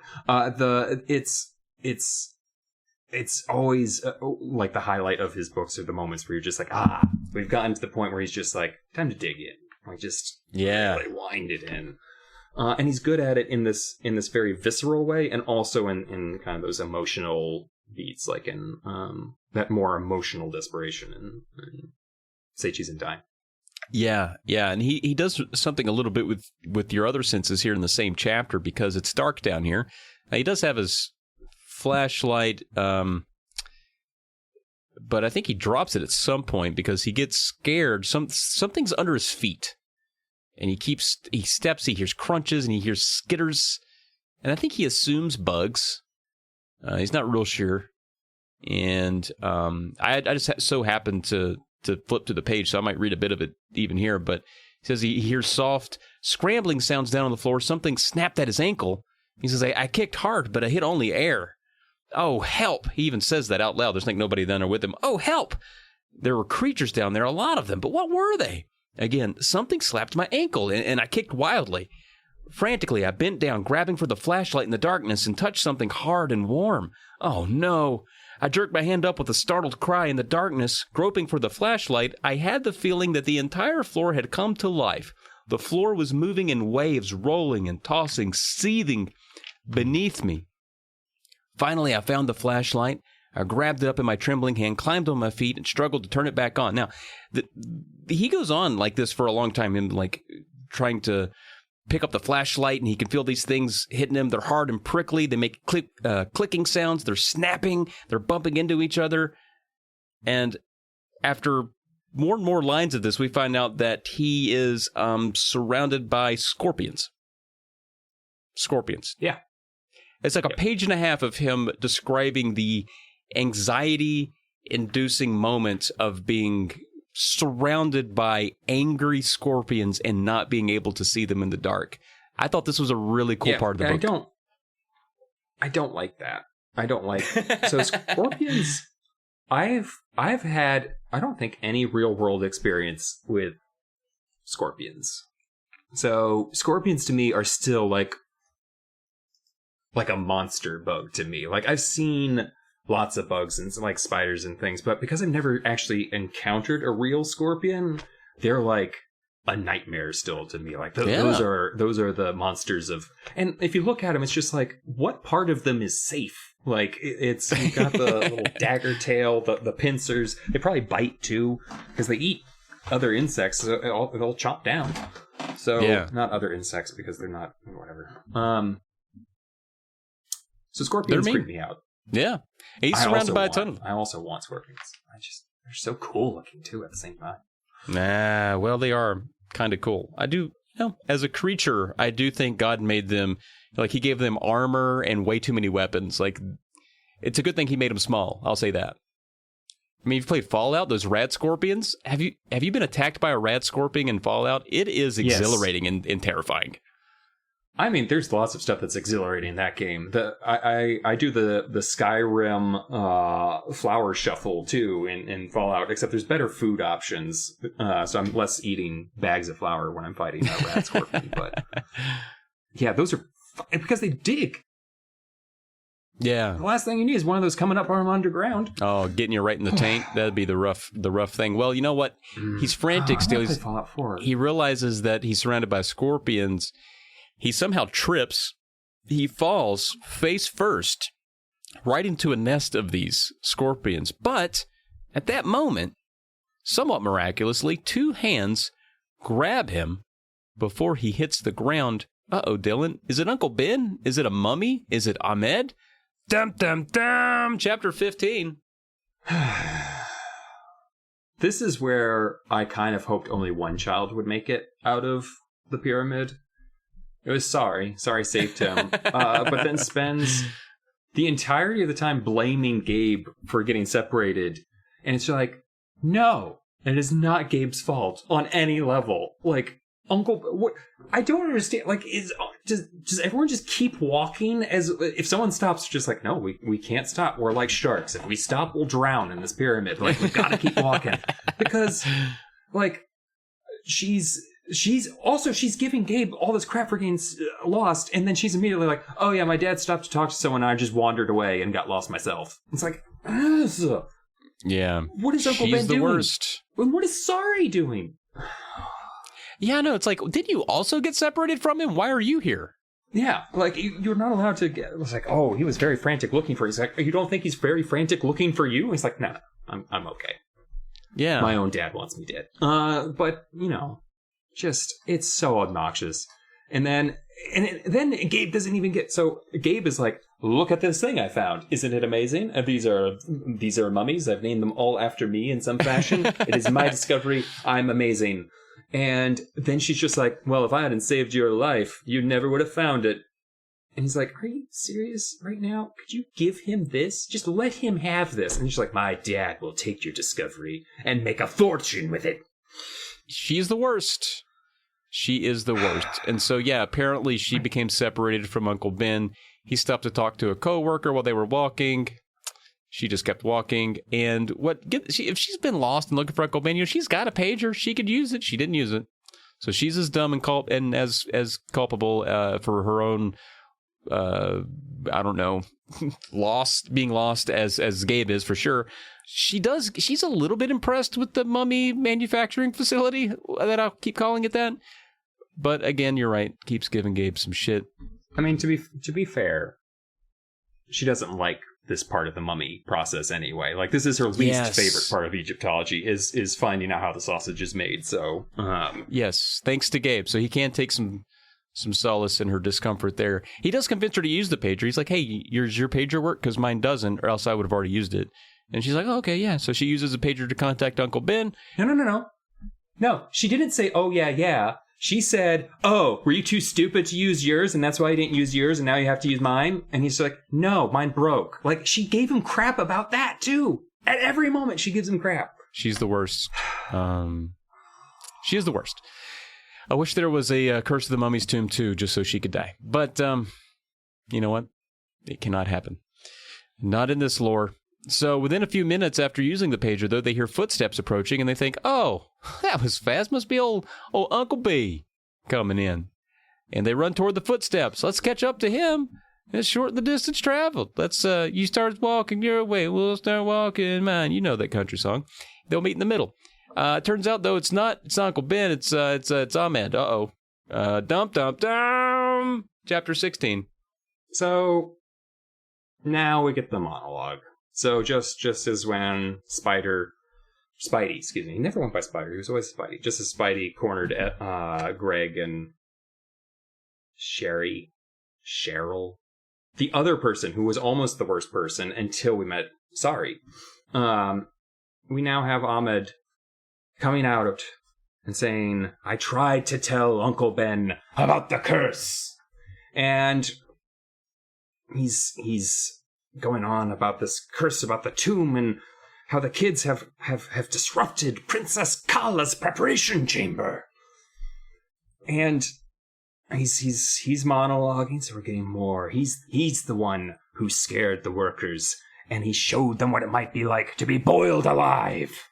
And I don't know what he meant by that. Like, do you think he, like, cursed them so they felt as if they were on fire? Or he's like, I'm going to put this rotisserie chicken in my tar pit, and you'll see what it's like. Like, how did he... Yeah, I don't know. I don't know. I don't know if he at this point, took them in there and showed them the mummy-making process, or if he threatened them with just threaten their lives and put them in shock. I don't know. Because at this point, there has not been a single supernatural thing that has happened in this book. Everything that's happened, Yes, I agree. so far, is rational and is just either Sari and Uncle Ben being douchebags or Ahmed on the murder train. Yes. But he's scaring off the workers because he can't scare Uncle Ben. His big goal is to scare Uncle Ben so that he can convince Uncle Ben to stop researching these tombs and just get out of here. Because he keeps saying, like, Uncle Ben is very smart. And it's just like, all right, we get it. You like Uncle Ben. Great guy, I guess. Terrible father. Moving on. And he tells them he's a descendant of Kala.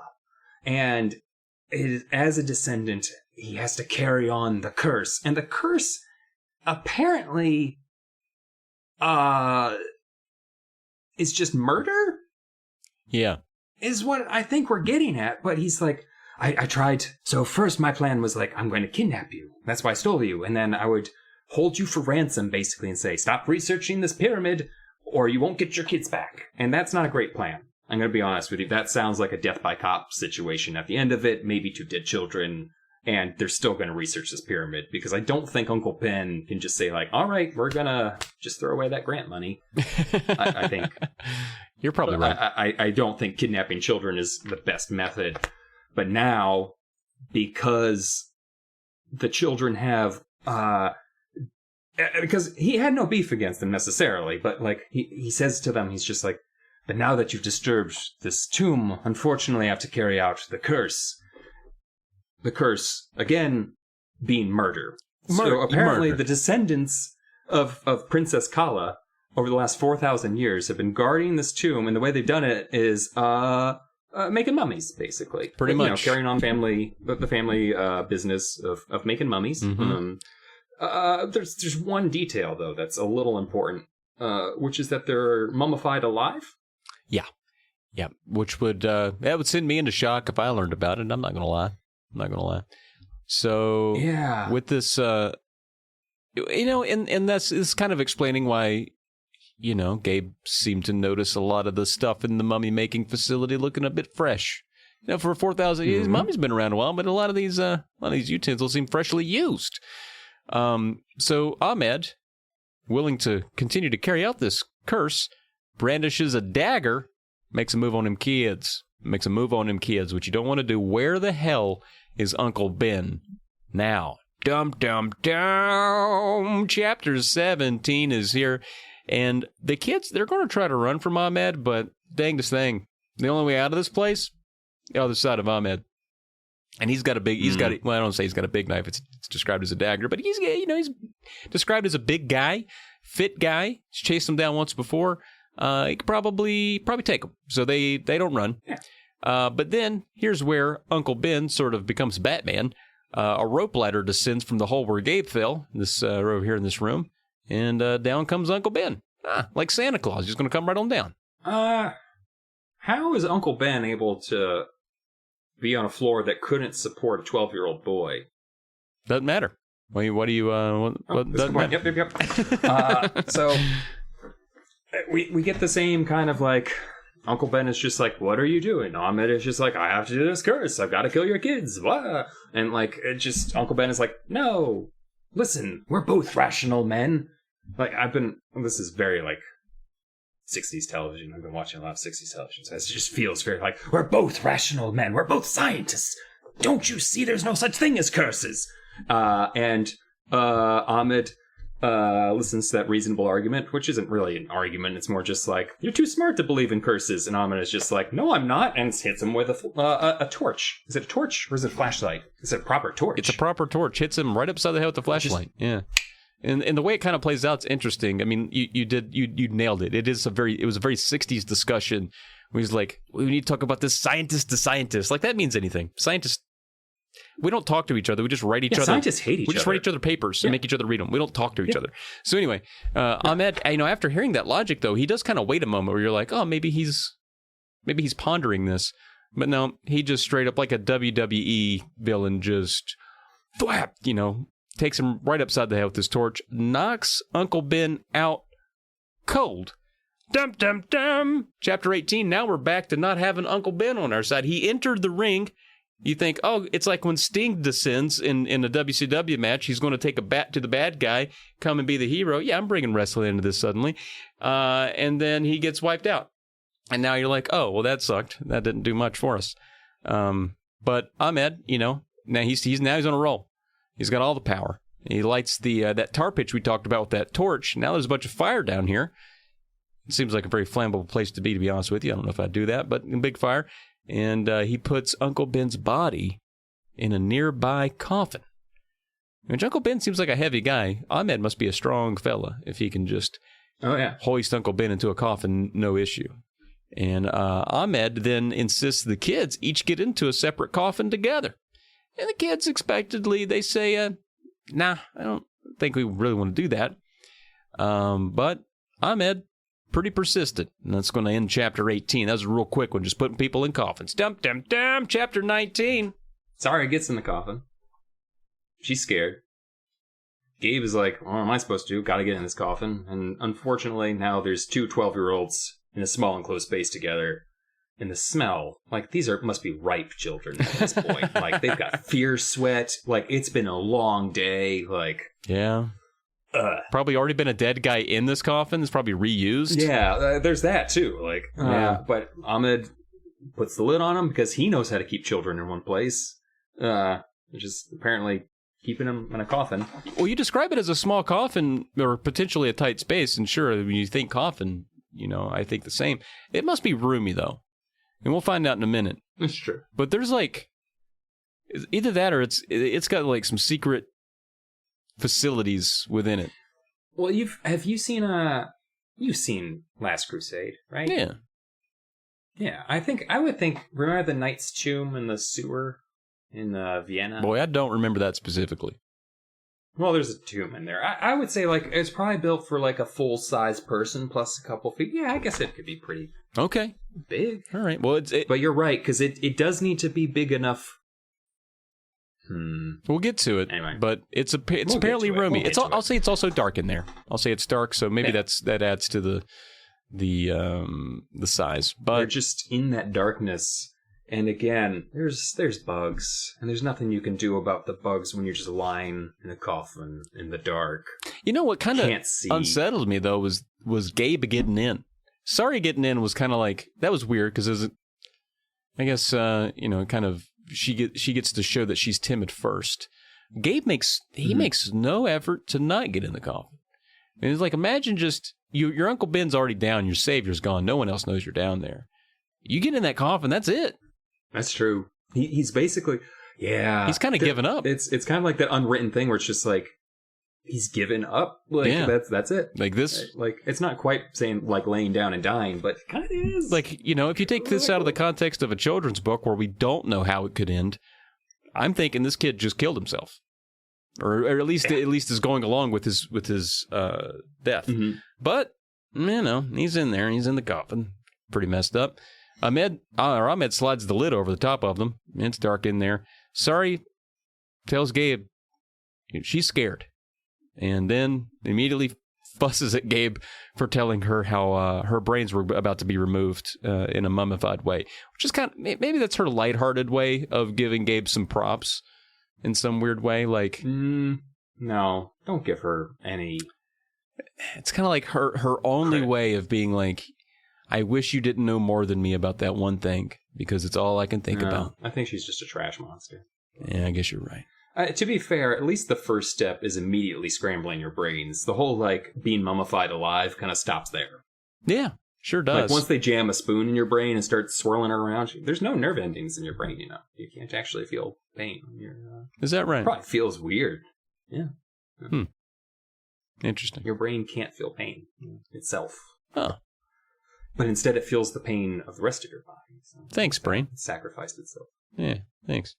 Well, they can't think of anything to do. They're like, well, we're in here and we got a lid on us. Did they even try? And together, two burly 12-year-olds could probably move that coffin. Think. Sari put herself in a coffin Yeah. Like, was that made of paper mache? Like, Well, I mean, it even talks about how Uncle Ben was put in a coffin, and they think he might have put something on the lid. Do I remember that? That Ahmed put something on the lid to keep him from getting out.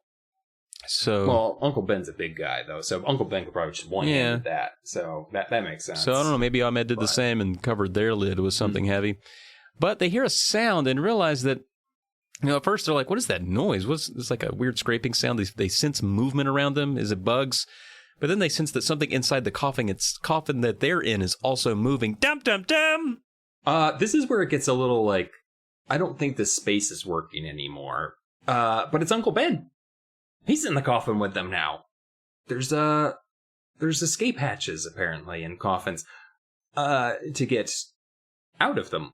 So I don't know if that the whole trapdoors in coffins was a thing. However, I think the way that the ancient Egyptians conceptualized death is the fact that the physical body was still important in the afterlife, as opposed to modern thinking about that kind of thing, where it's your spirit, whatever. I could go on to that if you want and talk about the afterlife and how that the beliefs about the afterlife evolved. Or we don't have to do that. Just up to you. Okay, that's true. So anyway, but Uncle Ben has found basically a way to escape from his coffin and get into their coffin. And I guess they're listening for Ahmed if he's there, but they think he's skedaddled. So they bust out of that their stone sarcophagus.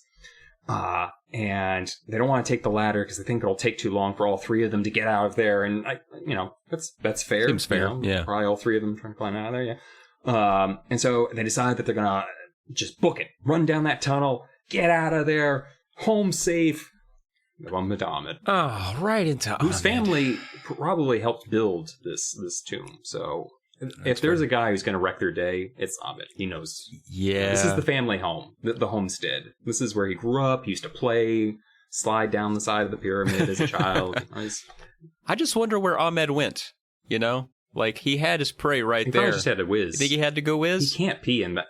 Could you imagine if he tried to pee inside of Princess Kala's tomb? Like, they're not allowed to walk into the tomb without death. Yeah, but what's he got to do? Does he have to kill himself? He's allowed to, he's the only one that can enact the curses. Yeah, he'll have to mummify himself. Huh. I actually wrote a story where a woman embalms herself alive. I'd like to read that. I don't think you would. It's very gross. Oh, please send it to my email. It's like a modern fairy tale where she's like Sleeping Beauty, and then a cop finds her, and he's like Prince Charming. Folks, if you would like this story, please email the show. We got goosebumpspodcast at Gmail. Oh, this is going to be cut. That story is not publishable. It is vile. And Dylan will send it to There's necrophilia in it, man. That's well, it's implied. It doesn't actually happen. But Ahmed, I guess he's feeling a little bit lazy because he's like, you know what? I don't really want to do the whole brain stirry thing today. So I'm just gonna chuck you in the tar. I'm gonna just put you right into the tar. And I'm assuming that boiling tar isn't great. And so he's taking him back to the prep chamber, and he's gonna, you know what? I'm even too lazy to push you in or any of that. Just jump. I just need one of you right after the other. Just hop out in there and take care of business. But yeah, Gabe, you know what? He's got some other ideas. No, he doesn't. He has no ideas. His one plan at this point is to be like, you know what?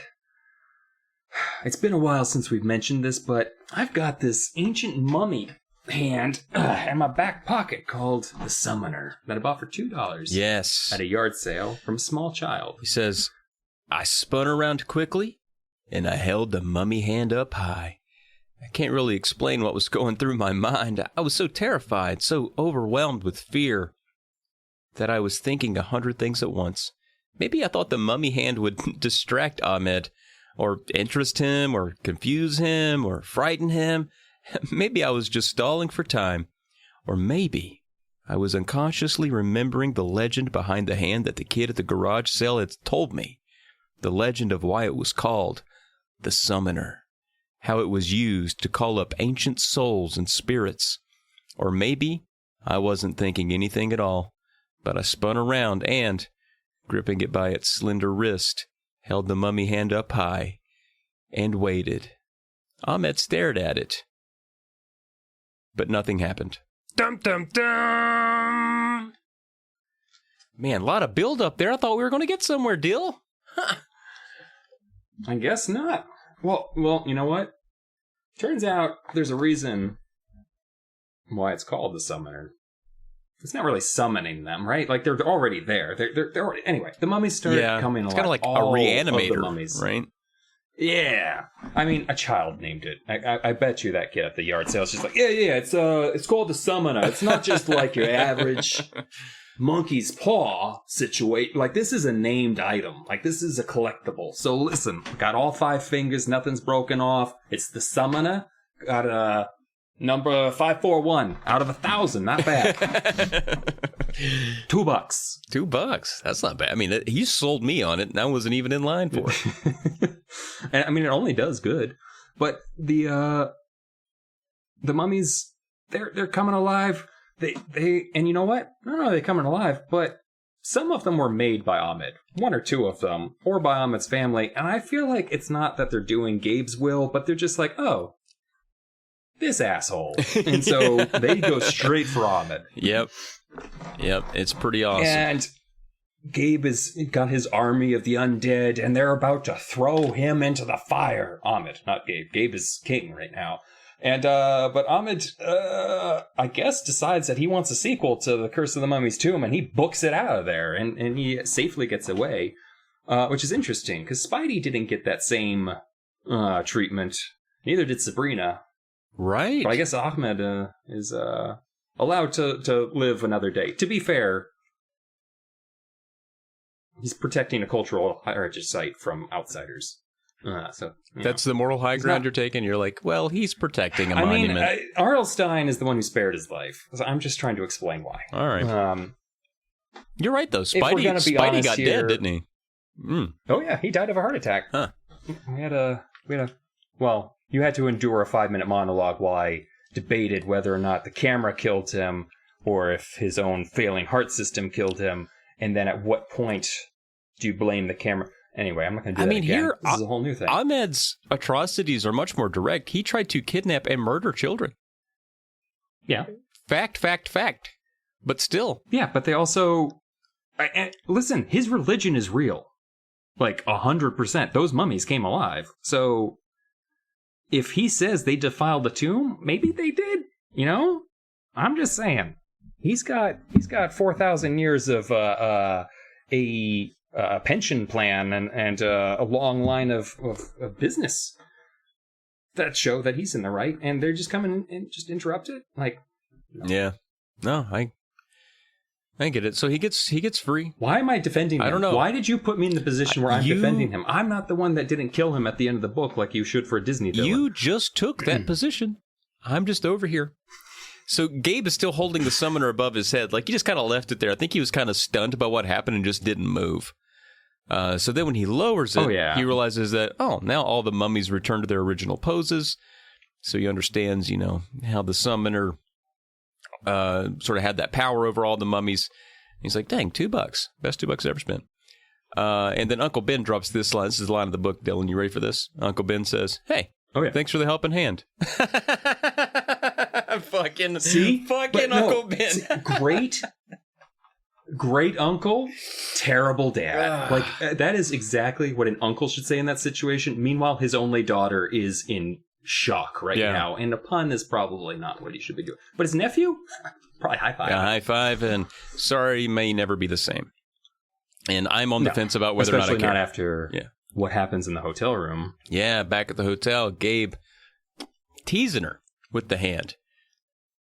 And then Dylan, there's a knock at the door. We're playing with this hand that just brought undead that have been dead for thousands of years back to life. Why would you just play with that thing? I don't know that I would ever play with it. Why does he still have it? At one point, Uncle Ben is like, this is an actual artifact of great power. Here you go, small child. Put it back in your pocket. Like, again, like, this isn't even like an uncle thing. This is just like, your whole life is dedicated to these artifacts, and you're just giving it back to him? You've seen real magic. You have seen the dead walk. And you're just like, Gabe, keep it. And why are Gabe's parents letting him hold onto a hand? A lot of issues. A lot of issues, Dylan. But yeah, he's just waving it around, and he's even saying, like, before he wasn't even chanting in the tomb, but now he's just like, arise! Like, he is not just tempting fate, he is spitting in fate's eye. What I was thinking the whole time, though, was that he was playing with it, was that somewhere down the pyramid, every time he raises it, all of the mummies get up and move around, and then he puts it back down, and they go sit back down. Like, he doesn't realize that he is animating them. It really is just like a fucking Warner Brothers cartoon where you just see them like stand up and just repeated like, ugh. And then finally, after he does it 17 times, a mummy walks in from off screen and takes it away from him. That's what happens. Yeah. Well, as a bug. There is a knock at the door, though, that he's playing with this hand. Now, could it be the mummies have now shown up? They're like, someone call with the hand? Or maybe it's Ahmed. I mean, it's not like they changed hotel rooms. He might know where they are. Yeah. And he's on the loose. And he already tried to kill and murder them twice. Or kidnap and murder them. Yeah. So, I mean, I don't know why he'd still be there. Go back to Uncle Ben's house. Well, I guess they know where he lives, too. There's no safe place in Cairo. Everyone should leave. So anyway, who's at the door? Who could it be? You know, and let's stop. Not yet. Because you remember, there's been a couple of these that have ended with a bit of a loose end. You know? You got... I keep thinking about the ending of Stay Out of the Basement, maybe one of my favorite endings so far, with the little plant screaming.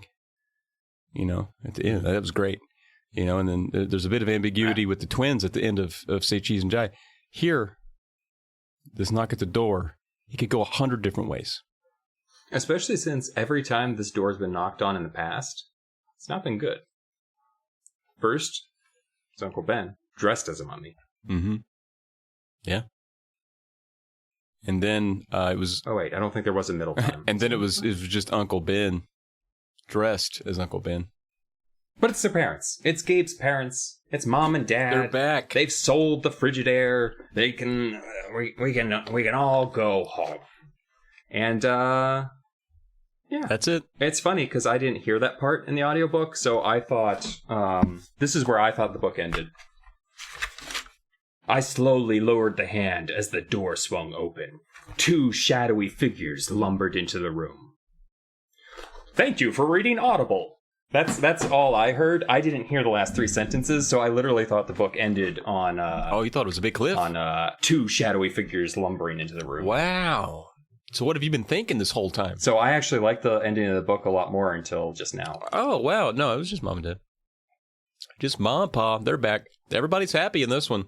Just Ahmed's on the loose. Will he return in another Goosebumps novel later on down the road? I doubt it, but he could.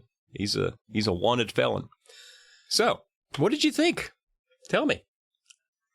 I have issues with this book, and it's weird because I also think it's a very dense book. Like, there's a lot more going on in this book than there is in most, like, the other 4 that we've read, like, especially compared to Stay Out of the Basement, which was literally up the stairs, down the stairs, up the stairs, down the stairs. This is like, they go to the pyramid, they go on a trip down to the museum and get kidnapped and have to run through an Egyptian bazaar, and then they have to go back to the pyramid and there's thunderstorm. Like, it's very, it feels like a very dense and textured story, and it is it just doesn't work for me for 2 big reasons. One, Sari and Uncle Ben, I can't stand that kind of character anyway, like Sari, who is just she has a couple of moments where she's not a complete ass, but for the most part she's unforgivably obnoxious. Like every point where she's just like, oh, Gabe, you ruined everything. Gabe, you're such a coward that you want help in this dangerous situation. It's all this kind of stuff that makes it hard. And then it's the fact that I just don't care about mummies as a monster. It's a zombie that's tied up. Like, it's just, on a base level, you're already starting with a not very scary monster. which is a zombie or an undead ghoul or something. But now this one is also hindered by the fact that it's covered in bandages. And most mummies are wrapped around their legs, too. So, like, they wouldn't even be able to get out. And how do they untie themselves? They don't have working fingers. I can see you're upset. I feel like, in terms of the overall narrative, it probably had the most interesting structure. But the pacing felt too long. The fact that a couple of times very stupid decisions had to be made in order for the story to keep going. Like, Uncle Ben is criminally negligent to his children. Or his child. Yeah. Oh, both. Like, anybody. Like, honestly, that's the whole thing I was thinking. It's just like, I really hope, like, CPS takes Sari away from Uncle Ben at some point, because something's wrong in that situation. I don't like that situation. But that's just me. So I'm coming down on it pretty hard. And it's partially being disappointed, and also I got the low blow at the end, where I thought it ended in a more dramatic way than it actually did. I hear you. You know, my sentiments aren't too far separated from yours. I'll try to keep it concise because poor Dylan has had to edit out several of my coughing fits, and seems that toward the end of this episode I've not been able to speak many words without breaking into a full-fledged coughing fit. So I agree about the mummies. They're not really scary things to me. They are interesting. They're not scary. Thankfully, though, the mummies aren't really the scare factor here. They actually fight for us. I think R.L. Stine kind of, like you said, they're not, you know, they're kind of hamstrung by what they are. They're just zombies wrapped in toilet paper. So he didn't really use them against us. He used them for us, which is nice. I didn't like any of the characters in the book. I thought Gabe was maybe even too relatable to me, which annoyed me. I was like, be more brave. Yeah. Sari, you know, Sari's not an unreal character. I think she represents a lot of kids that I knew and grew up with. And adults that I know. So I do hate her, and I think that's a testament to how well she's written. It just doesn't seem like she was a good match for Uncle Ben. I don't know. Uncle Ben was kind of fun. And just shouldn't be around kids. Yeah, but I think the problem with Sari is that she's indulged. Yeah. Like, I think that's why they yeah. She's such a problem. And, like, all the ways that Gabe really doesn't like her are things that Uncle Ben loves. Like, he loves the pranks, and he doesn't see anything wrong with those. So she'll keep doing that because he keeps rewarding it. But yeah, to me, I don't mind the fact that the lack of the supernatural doesn't hit until the end. That's actually a fairly common trope in, like, the old horror comics of, like, the 40s and 50s, and I'm assuming R.L. Stine read some of, like, the Easy Horror and Creepshow, and that idea of just like, oh, everything is normal and it's despicable people who get their comeuppance through, like, some sort of supernatural means by the end of the book. So it's an old standby in this, like, a horror convention, which I enjoy. And also, the thing is, though, I was so much more interested in the summoner.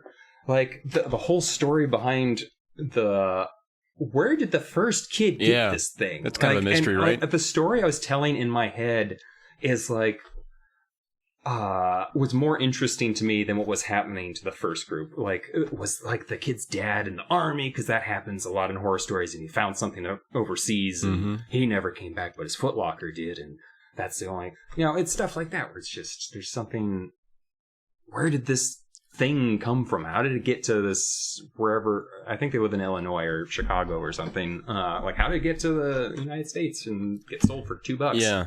And another thing that, you know, for me personally, that this book didn't hit on is just, it's not that relatable for a kid. Like, I think it's cool that we got to take a trip outside the U.S. and be around pyramids. And that's how he was, you know, mummies were sort of a hot topic in that, you know, the 90s, it seemed like mummies were kind of a bigger deal for some reason. I don't know why. Yeah. But, you know, and I think some of that just didn't hit me. And that's why some of the others stoke a little bit more of I guess a feeling, is because I can relate to a lot of the environments. And here it was just, you know, It's like going to a museum and getting lost. It was kind of what it felt like.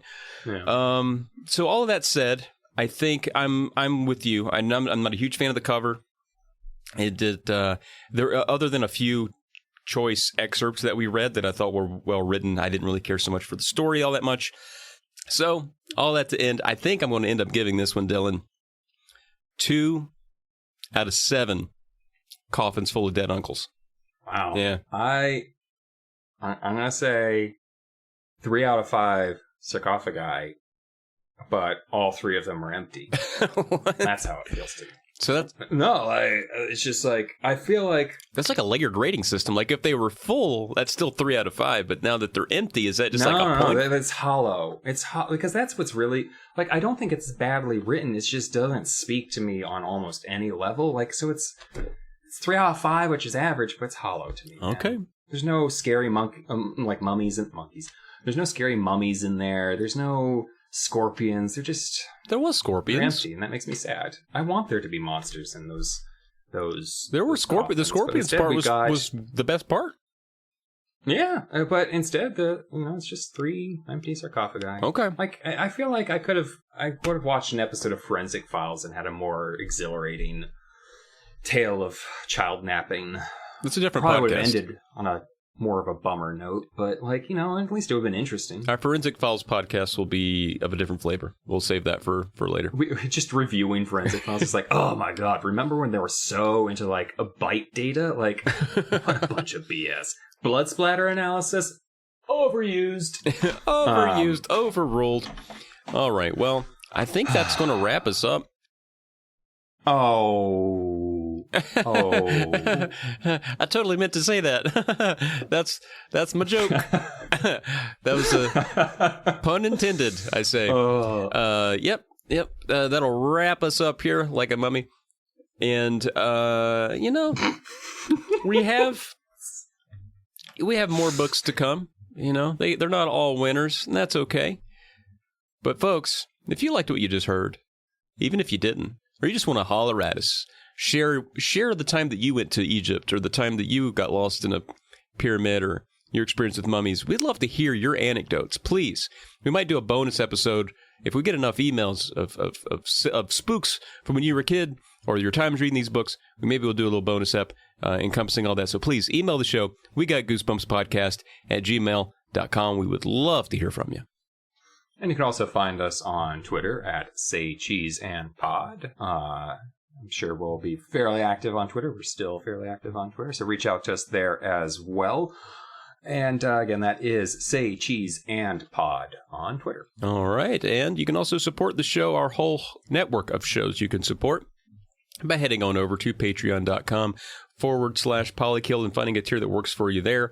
And you will be supporting the other shows in our network, like our movie podcast, Uncle Doug's DVD Bin. We have a few video gaming podcasts like, of course, Polykill, Drunk Friend, and Tales of the Lesser Medium, and a few other new podcasts that are on the way that may already actually exist as the time that you hear this, but can't name them just yet. It's weird how things release. But pop over there, check it out. And now Dylan will read us the back of the book. Take it away. On Max's birthday, he finds a sort of magic mirror in the attic. It can make him become invisible. So Max and his friends start playing Now You See Me, Now You Don't, until Max realizes that he's losing control. Staying invisible a little too long, having a harder and harder time coming back. Getting invisible is turning into a very dangerous game. The next time Max gets invisible, will it be forever?